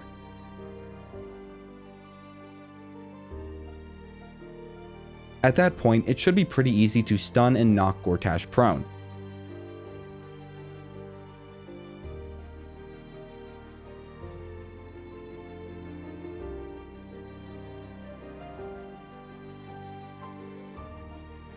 Overall, this is a relatively easy fight now that the Steel Watchers are gone. Once combat has ended, we can speak briefly with Karlach, then loot Gortash to trigger a major story moment for her. Regardless of what we do, Karlach will leave the party and return to camp. After that, we can actually loot Gortash and take his various items, including the Netherstone. This will trigger another dialogue encounter, and we can eventually say, "I'm not ready." Once again, despite what we are told, there is no timer on when we have to confront the Elderbrain. Before leaving, we can cast Speak with Dead on Gortash, which I highly recommend doing. It isn't necessary, but it is interesting. Returning to camp, we can speak with Karlach, and after reconciling, she will happily rejoin the party. While there, we can speak with Will, and his dialogue starts becoming a little inconsistent here, at least at the time of making this video. In addition to that, we can speak with Duke Ravengard and reveal the truth behind Will's pact with Mizora, gaining approval from Will. We can also inform Ravengard of Onsor's fate. At this point, we will cover the remaining unique long rests and achievements to check off before embarking on our final quest. Personally, I like to do these long rests in the lower city so that they take place in the Elfsong Tavern. In fact, I will be heading to the Elfsong Tavern for a specific vendor that can help us unlock an achievement. Upon our arrival at the Basilisk Gate, an encounter will start with 3 Mind Flayers, which should be fairly easy to deal with at this point. We can then move west to the Elfsong Tavern. If we don't already have the Bottoms Up achievement, we will want to speak with Alan the barman and purchase enough alcohol from him to supply a full long rest. That is 80 camp supplies in total, and Alan should have more than enough. In addition, we will want to go around the lower city and potentially Worm's Crossing, performing music for as many NPCs as possible. We just need to play until the performance check is triggered. Successful performance checks will get the NPCs to toss us gold coins, and once we've earned 100 gold this way, we will unlock the Busker achievement. It is a pretty tedious achievement to get, and for that reason, not many people have it unlocked. Once an NPC has watched us perform, they will not be interested in encores. That being said, all NPCs reset after a long rest and can be tapped again for more gold. Getting this achievement can also be made easier by recruiting a full Bard hireling through Withers and giving them the Performer feat. Worm's Crossing is definitely the best place to earn this achievement due to the abundance and density of city folk. Finally, before getting into long rests, we will want as many potions of flying, potions of speed, and potions of supreme healing before we take on our final mission. In addition, we will also want at least 5 elixirs of Cloud Giant Strength and 4 Battle Mage elixirs. To that end, we can visit the various shops that often sell those items, which we've covered earlier in this video. With that, we can go ahead and take the first of our final long rests. It will start with an argument between Jaheira and Minsc, and succeeding on a skill check here will help the conversation reach a more amicable conclusion. After that, we can speak with Astarion about Cazador's downfall, and I don't think there are any wrong choices here. Remember, we want to use all alcoholic beverages to take at least one complete long rest. You can double check if a drink is alcoholic by looking for the alcohol indicator in its tooltip, and taking a long rest in this way will give us the bottoms up achievement. It seems fitting that we do that for this long rest given what this night has in store. After going to sleep, a peaceful encounter will begin with the Emperor, and I recommend saving before making any dialogue choices. In order to get an achievement, we will need to say "you really don't sound like a mind flayer," followed by "and what did you learn?" then "true." Finally, we will need to lean in towards it. We must go through with this romance for the achievement, and I am not sure if it is required that the Emperor remain a mind flayer or if they can take on their dream visitor form instead. Regardless of which way we go with it, the next morning will turn out the same. At the start of the next day, we should unlock the Mind Blown achievement along with the Bottoms Up achievement if we used nothing but alcoholic drinks for the long rest. In any case, I would strongly recommend reverting back to the start of the encounter with the Emperor, as it can go a completely different direction. To start off, we can say "you do a great impression of a human, but you're not fooling me," followed by "you're an expert at mental manipulation." We can then play the rest of this interaction however we want. The next morning, we can speak with Aelin and Isabel. After confirming their alliance with us, they will leave the camp to go take care of other matters. We should do more musical performances if we haven't already gotten the Busker achievement, then take our next long rest. At our next long rest, Mizora will have some new dialogue, though I don't think there are any important decisions to be made here. Upon going to bed, we will have one of Shadowheart's final story moments. This event may be different depending on whether Shadowheart's parents were saved. The next morning, assuming Shadowheart's parents are still alive, we can speak to Arnell as Shadowheart to learn more about her past. That will do it for unique long rests, but take as many more as you need to complete the Busker achievement and to stock up on supplies for the final quest. Now let's cover remaining miscellaneous achievements that we can get before completing the game. The first is Escapologist, and it's pretty easy to get. We will start by committing a crime, such as assaulting a guard on our sorcerer. We'll allow ourselves to be taken to prison, and we can then use greater invisibility, hide, and enter turn-based mode when the guard walks away. Next, we can Misty Step to a spot outside of our cell that is not being monitored, then turn ourselves invisible once more if necessary.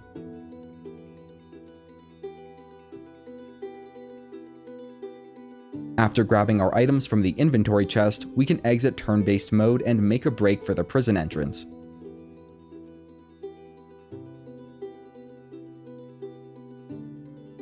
This should unlock the Escapologist achievement, and once we are free, we can go to camp and wait for the fugitive condition to wear off.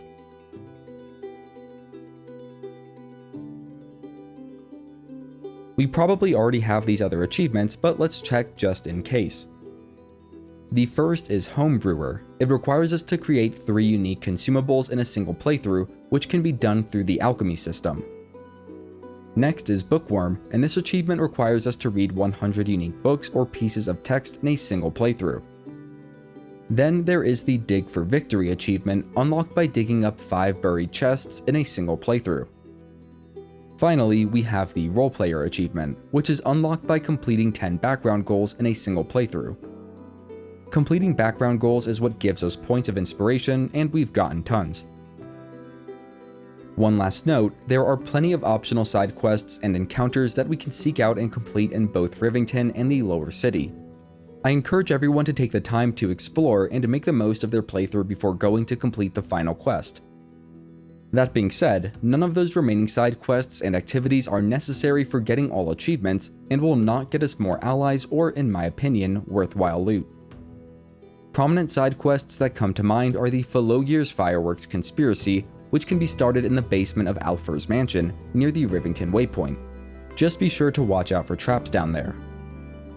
Then there is the Baldur's Mouth Gazette smear campaign, which we can thwart by sneaking into the basement of the printing press just southwest of the Basilisk Gate waypoint. Araj Obladra also has an intriguing offer for us southwest of the Lower City Central Wall waypoint.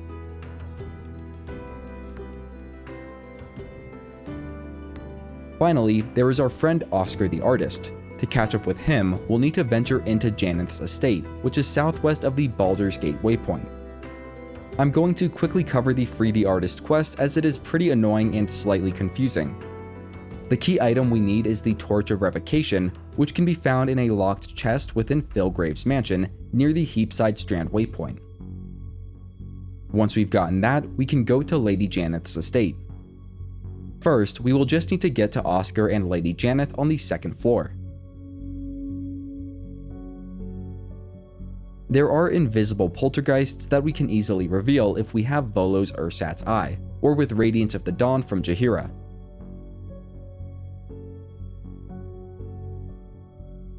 Once those are all defeated, we can make our way up to the top floor of the estate, defeating more poltergeists and destroying cursed objects and skulls along the way.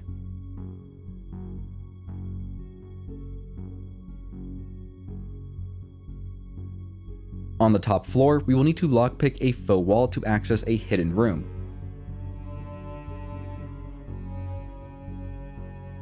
Here, we'll need to equip the Torch of Revocation, then interact with the cursed portrait. This should cause a spirit to appear, which will be in search of Oscar. We can then return to Oscar and Janeth and resolve the confrontation. Afterwards, we can follow Oscar back up to the top room and he will paint a portrait for us and any of our companions. Unfortunately, the portraits seem to be bugged and only ever show Jaheira, regardless of who they are painted for. That being said, each painting is worth 750 gold pieces. To the best of my knowledge, that is all there is to this quest. Something else to consider before proceeding is that all companions will appear in the final cinematic of the game, so if you want to outfit them in fancy armor, be sure to do so before going to face the Absolute. In addition, this is our last chance to talk with our companions about various subjects. Once we are ready to face the Absolute, we can take a full long rest to restore our resources, then do a modified preparation for the day. I would recommend using only consumables for this preparation, and if you only have one last soul coin, then save it for now. We also want to avoid using equipment-dependent abilities such as Koreska's Favor. In addition, there are a handful of items that we want to make sure we bring along. We absolutely need the Orphic Hammer along with the 3 Netherstones. If we got them earlier and have not used them, we can also bring the 2 Rune Powder Barrels and the Rune Powder Bomb. We will also want all the elixirs and potions we may need for our party, and I highly recommend bringing a Potion of Animal Speaking, Potion of Mind Reading, and around 2,000 gold.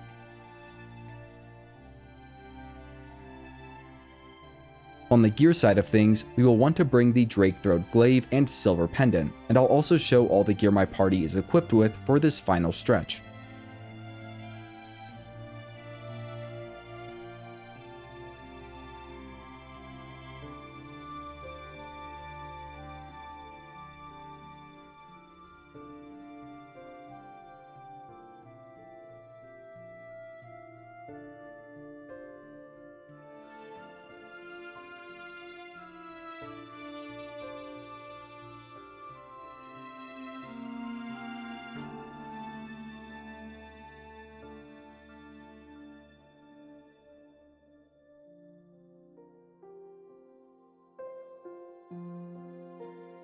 Finally, bring along the companions that you want to beat the game with.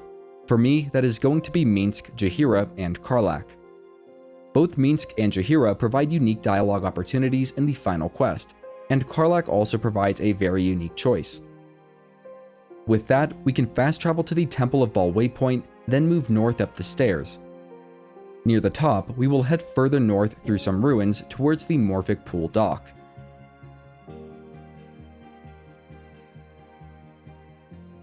We can make a final save here for the point of no return, then take the skiff to the Morphic Pool.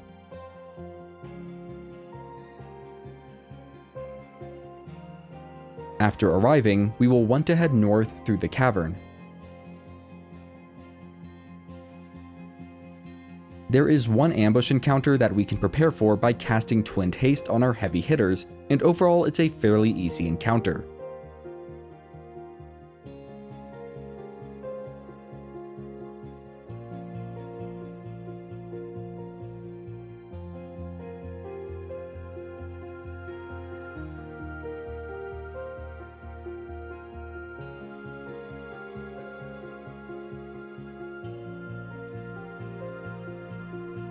Again, we will want to avoid using equipment-based abilities, and we will also want to avoid doing a short rest after the combat encounter. Instead, we will continue moving north deeper into the cave system. If we want, we can speak to our companions here for some unique dialogue. Now, we will want to take a moment to prepare when the Morphic pool is in view. There is a very difficult skill challenge ahead, but if we manage to succeed, it will make the final battle significantly easier. To prepare for it, we can equip the Amulet of Greater Health on our main character and the Silver Pendant on Karlach.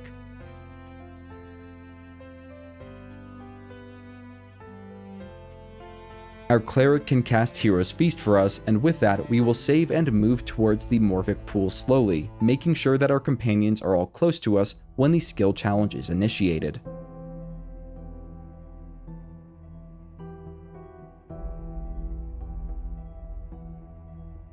For the skill challenge, we will want to pick whichever skill we have the best chance of succeeding with.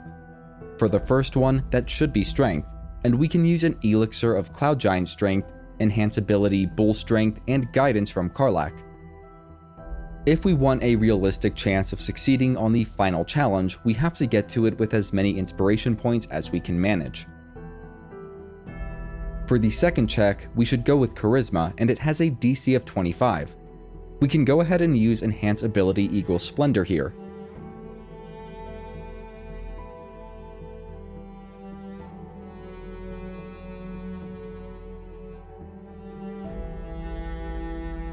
For the third check, we can go with Strength again, and use Enhance Ability Bull Strength once more. The DC this time around is 30.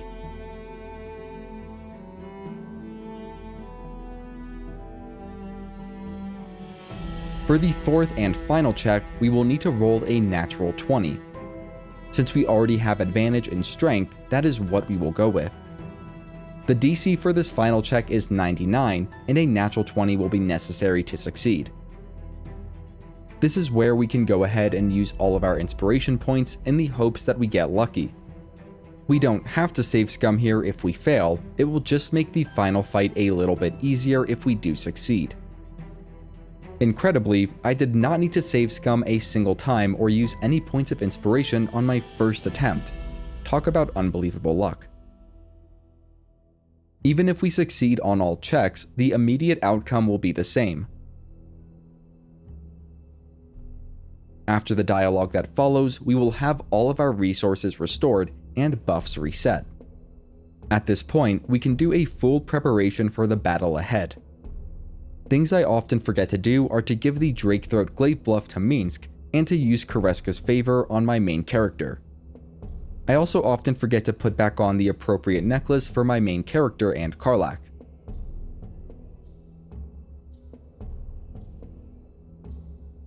Also, if you have a potion of animal speaking, now is a good time to use it.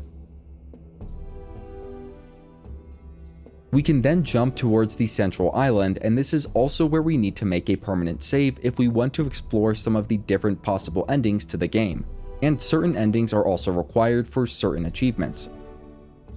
Once ready, we can speak with the Emperor. Our first major choice will be to either side with the Emperor or free Orpheus. Given that we went through all the work to get the Orphic Hammer, and that Orpheus is a stronger ally overall, we can say there is another way we will free Orpheus, followed by, enough, I have the hammer, I will free Orpheus. Afterwards, we can equip the Orphic Hammer to Karlach and break the chains binding Orpheus. He will be upset, but should eventually see reason. We will then have 3 different options on how to proceed. First, if we ask if Orpheus is willing to become a Mind Flayer, he will acquiesce and go through with it. For the second option, we can say I'm not becoming a Mind Flayer. At that point, Karlach will offer to become a Mind Flayer instead. Either of these choices will allow us to get the same ending-related achievements, though Karlach turning into a Mind Flayer significantly alters the ending to her story. Finally, we, the main character, can become a Mind Flayer. This is the only way to get the Ceramorphosis achievement, and it will also cause some alterations in the game's epilogue. It is not an easy decision, but if you're asking me, the happiest outcome, at least for our own character and Karlach, is to have Orpheus bite the bullet and become a Mind Flayer. So this is a good choice if we already have the Ceramorphosis achievement. Otherwise, having our main character become a Mind Flayer is the path that will lead to the greatest number of ending-related achievements. Once we've made our choice, we can go through the portal to High Hall. Heading east, we will run into Voss. As long as we have Orpheus with us, he will speak with Voss on our behalf. Because of this, Voss will become our ally in the fight against the Absolute. We can then move further east into High Hall, where all of our allies will be waiting. After a roll call of sorts, we will have to give some words of encouragement. Alternatively, we can allow either Minsc or Jaheira to give a speech, which I find to be a lot more entertaining. Of the two, I tend to prefer Minsc, but both are great. Next, we can speak with Cole the Red to buy any last-minute supplies, including 2 potions of Angelic Slumber. It's a good idea to buy these, as there are no restoration devices here on Tactician difficulty. I just realized I forgot to cast Hero's Feast and a 5th level 8 spell, so let's go ahead and take care of that now. We can then get those spell slots back with an Angelic Slumber potion if we have a lot of them.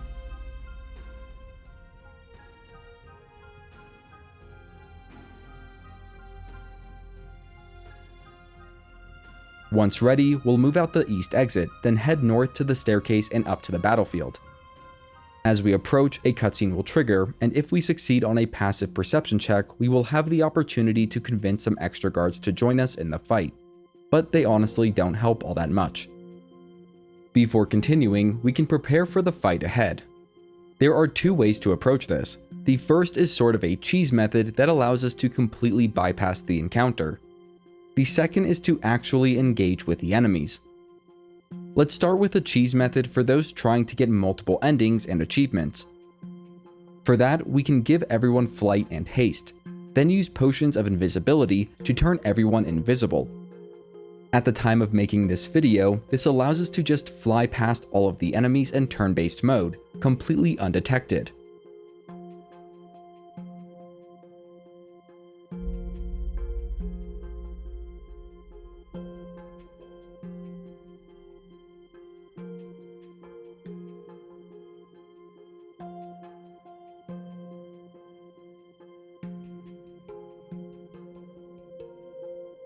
Once we've moved everyone up into the northeast side of the tower, we can have one character fly the rest of the way up to the chamber that precedes the final boss fight.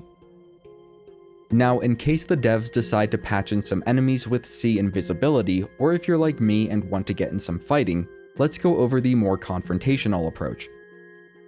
We'll enter turn-based mode, haste both Karlach and Minsc, and use a potion of flying on everyone.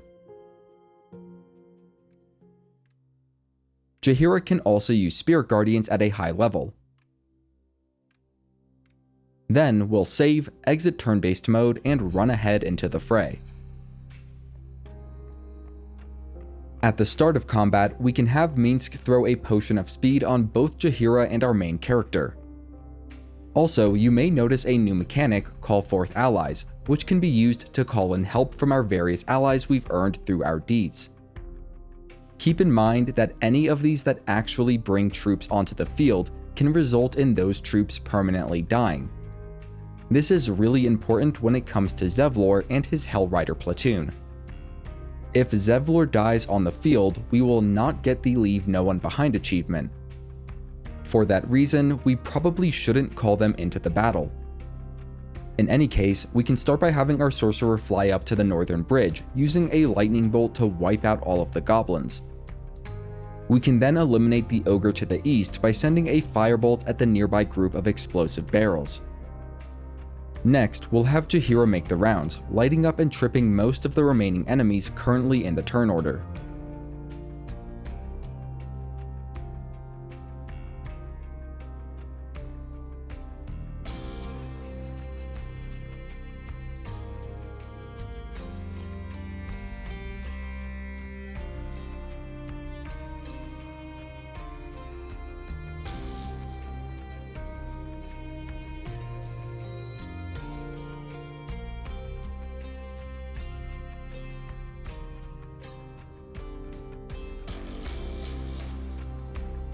Minsc can clear out the cluster of enemies to the east, and Karlach can handle the enemies near the back.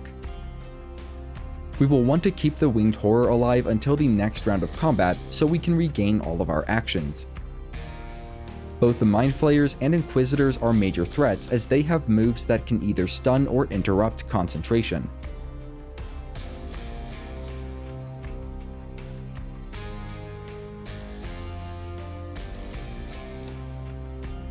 At the start of our next turn, Karlach can fly northeast towards a cluster of enemies.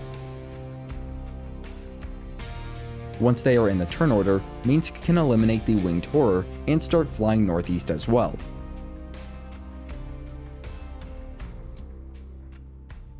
We will want to cut down the Mind Flayers first as they can counter spellcasters.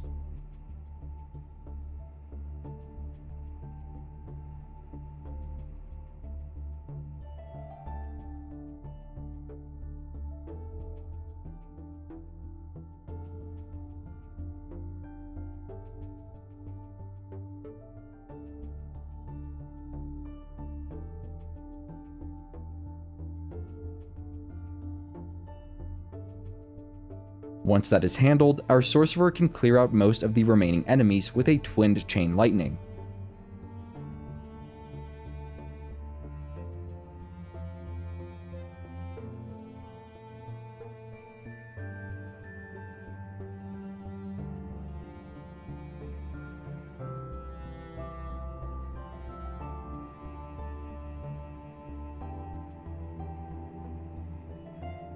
We'll leave a single enemy alive once again, probably the Winged Horror to the south, and move east towards the large set of iron doors.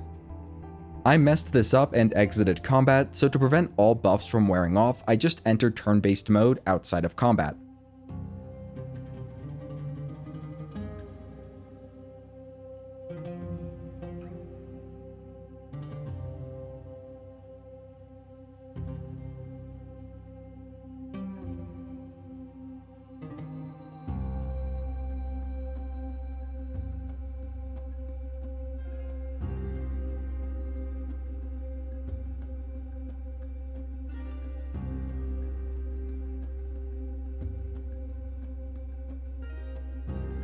At the start of the next turn, we can have one of our characters start flying up the path to the northeast until triggering a cutscene and getting more enemies in the turn order. We will then want to move our remaining party members to where that cutscene was triggered, and we don't want to forget Orpheus. Once everyone has caught up, we can have a single character get them all to teleport straight to the end of this final climb. The character can either bust down the heavy oak doors or fly around them, then fly up through a window to the southeast. This will teleport everyone to the preparation room before the final fight. On Tactician, there is no restoration device, but we should have more than enough potions of Angelic Slumber. I recommend getting in as many high-level buffs with our Cleric before using one on them. Once everyone has used a potion of Angelic Slumber, we can prepare for the final fight. First, we can convert several level 4 spell slots into sorcery points. We will have everyone huddle up and have Jaheira throw down a potion of flying. We can then cast Twinned Haste on our Sorcerer and Karlach. Karlach can then hasten Jaheira using the Darkfire Shortbow, and Minsc can cast Celestial Haste on himself, as well as Giant Form.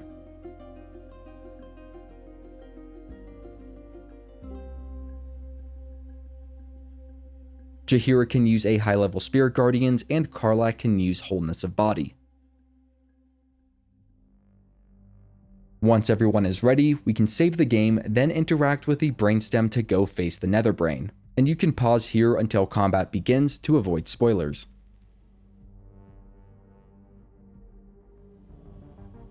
We can start combat by having Jaheira fly to the Red Dragon and Emperor, setting off a couple of Radiant Destructive Waves to heavily debuff nearby enemies.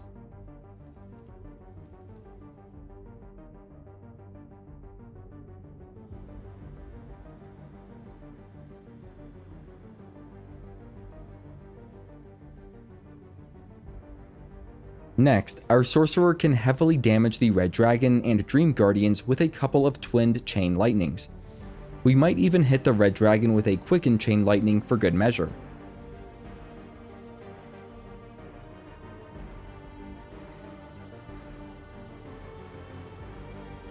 Then, because of his sword, Minsc is a great candidate to finish off the Red Dragon. The Topple the Big Folk special attack comes in handy here, and defeating the Red Dragon will unlock the Interfectorum Draconis achievement. With his remaining attacks, he can move towards the southernmost Mind Flayer and start working his way towards the crown.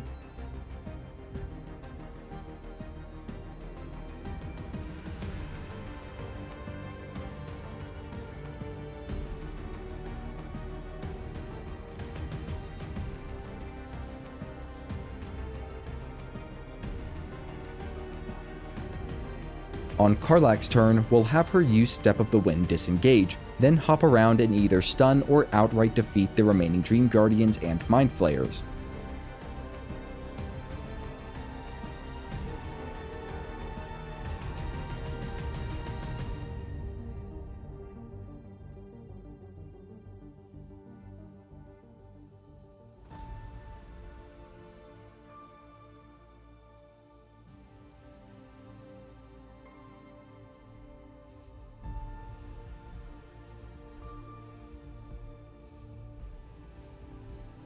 We will want to get our party as close to the crown as possible, and we do not want to have our Mind Flayer, whoever that is, use the Karsus Compulsion ability on the crown until all of our party is near it.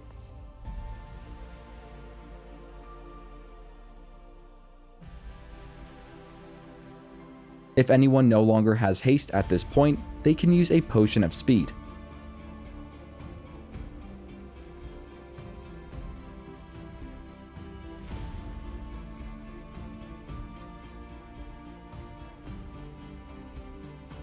At the start of our next turn, once all enemies are defeated, we can switch to our Mind Flayer character to open a portal to the Netherbrain Psyche and have everyone move inside.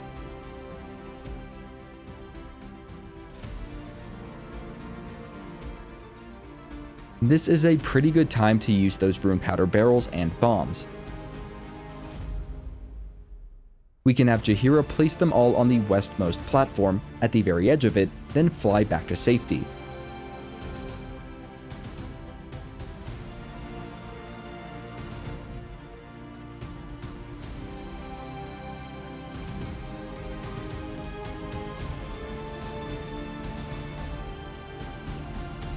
Our sorcerer can then ignite them from a safe distance with a firebolt, and after that blast, our remaining characters should be able to finish the job.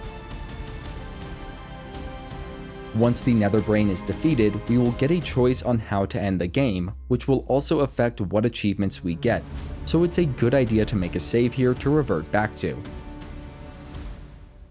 If our main character is the Mind Flayer, we can command the Netherbrain to die, and that will get us the Ceramorphosis achievement along with the Hero of the Forgotten Realms achievement. Alternatively, if we choose to take control and become absolute, we will get the Absolute Power Corrupts achievement. If we are playing as the Dark Urge when we do this, I believe we will get the Sins of the Father achievement instead. I've seen some say that this is only unlocked if you perform certain actions as the Dark Urge, but that was not the case when I got it. Feel free to correct me if I'm wrong, and if you want to play on the safe side, just make sure to accept Baal's gift when it is offered after defeating Orin as the Dark Urge. We can also get those same evil achievements if our character is not the Mind Flayer. To do that, we will need to betray whoever did become the Mind Flayer. Alternatively, we can allow our Mind Flayer ally to destroy the Netherbrain, and this will get us the Hero of the Forgotten Realms achievement. Destroying the Netherbrain may be required to get the No One Left Behind achievement, which requires saving all tieflings possible in a single playthrough. Also, this achievement may not be unlocked until after the end credits. Regardless of how we choose to end things, we should also get the All's Well That Ends Well achievement, though again, it might not be unlocked until after the credits. The same goes for the Critical Hit achievement, which is unlocked for beating the game on Tactician difficulty, start to finish. If you're going to try out the different endings, choosing to take control and become absolute in any form will have a short cutscene, followed by end credits, so it might be better to do that ending first. On the other hand, destroying the Netherbrain will have a more drawn-out ending and even an epilogue, where we can see the results of our actions. This will also give us some final choices to make. You can pause now to avoid spoilers, but I'll be covering the major ones and their consequences. First, if we succeed on a difficult persuasion check, we can convince Lae'zel to stay with us, rather than go and help save her people. However, doing so will guarantee Orpheus's death, assuming that he is a Mind Flayer. On the other hand, if we tell Lae'zel to go help her people, we can persuade Orpheus to go on living, rather than end his life. After that, Gale will speak with us, but regardless of what we say at this point, his mind will be made up to either reforge the Crown of Karsus for himself, or to return to Mystra.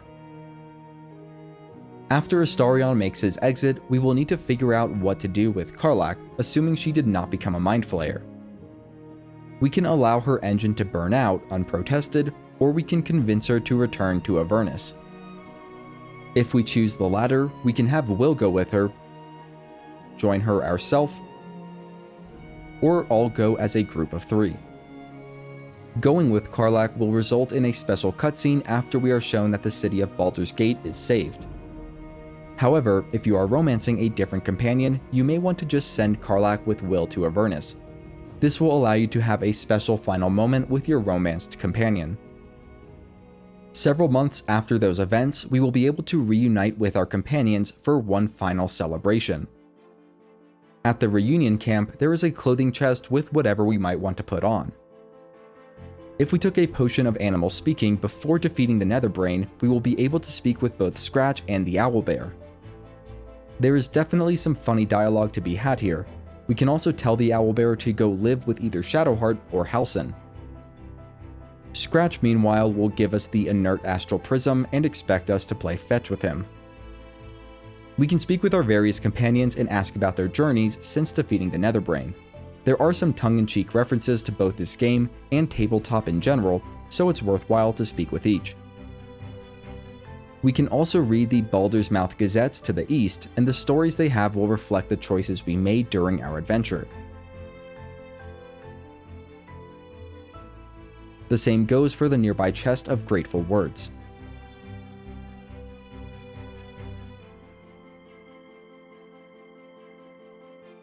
Once we are ready to end the game, we can find Withers in a room to the southeast. Speaking to him, we can eventually say, "I think I've caught up with everyone, what comes next?" to trigger the final ending of the game. There will also be a post-credit scene. Now, as far as I know, this game makes getting all achievements in a single playthrough basically impossible. To get the remaining achievements, I recommend playing through the game on Honor Mode with the Dark Urge Origin. You can pick any race you want, but for my money, Halflings are a pretty good choice as they have a racial feature that makes rolling natural 1s or critical failures much less likely. Beating the game on Honor Mode will award the Foehammer achievement, and at the same time you can get the 2 Dark Urge achievements, Embrace Your Urge and Sins of the Father. That being said, to get the Sins of the Father achievement, you will need to pick the evil ending, and there is no loading back on Honor Mode. So you may want to do the Honor Mode and Dark Urge playthroughs separately, though that is completely up to you. This guide series should also serve pretty well for a guide to being successful in Honor Mode, though if you want to explore some of the more evil choices as a Dark Urge, you may diverge pretty far from this guide. Do know that the game is generally more difficult when making evil choices, as many more combats will occur and you will have fewer allies. Because of that, and if you want to minimize your risk of a total party kill, follow this series over again closely. Although, do be extra careful in how you approach the Phase Spider Matriarch, as it is exceptionally dangerous in Honor Mode and can no longer be pushed into the chasm for an easy victory. Also, look out for the Owlbear, as you will need to face 2 Owlbears instead of just 1. I am considering making a video specifically on Honor Mode bosses, tips, and tricks, assuming I can find the time. All that aside, I would also encourage branching out, trying new races, classes, strategies, and approaches, and going down different paths in this game. Due to the very nature of Baldur's Gate 3, it is impossible to cover all aspects and potential outcomes in a single playthrough. Hopefully this guide series has, at the very least, provided a solid understanding and framework of Baldur's Gate 3's systems and rules, so that anyone that has watched can make the most of this one-of-a-kind game. In any case, I wish you all the best in your future Baldur's Gate adventures. This series has been an immense amount of work to put together, but I am extremely happy with how it turned out. I hope you all enjoyed it and found it helpful. If you have any questions, you can reach out to me in the comments where I'll do my best to help. If you want to see more great content, you can head over to my channel, and if you're new, consider subscribing. You're helping me feed my cat. Her name's Marshmallow. Have a great day. If you're here today, have a great Friday, a great weekend, and a great year. And as always, thanks for watching.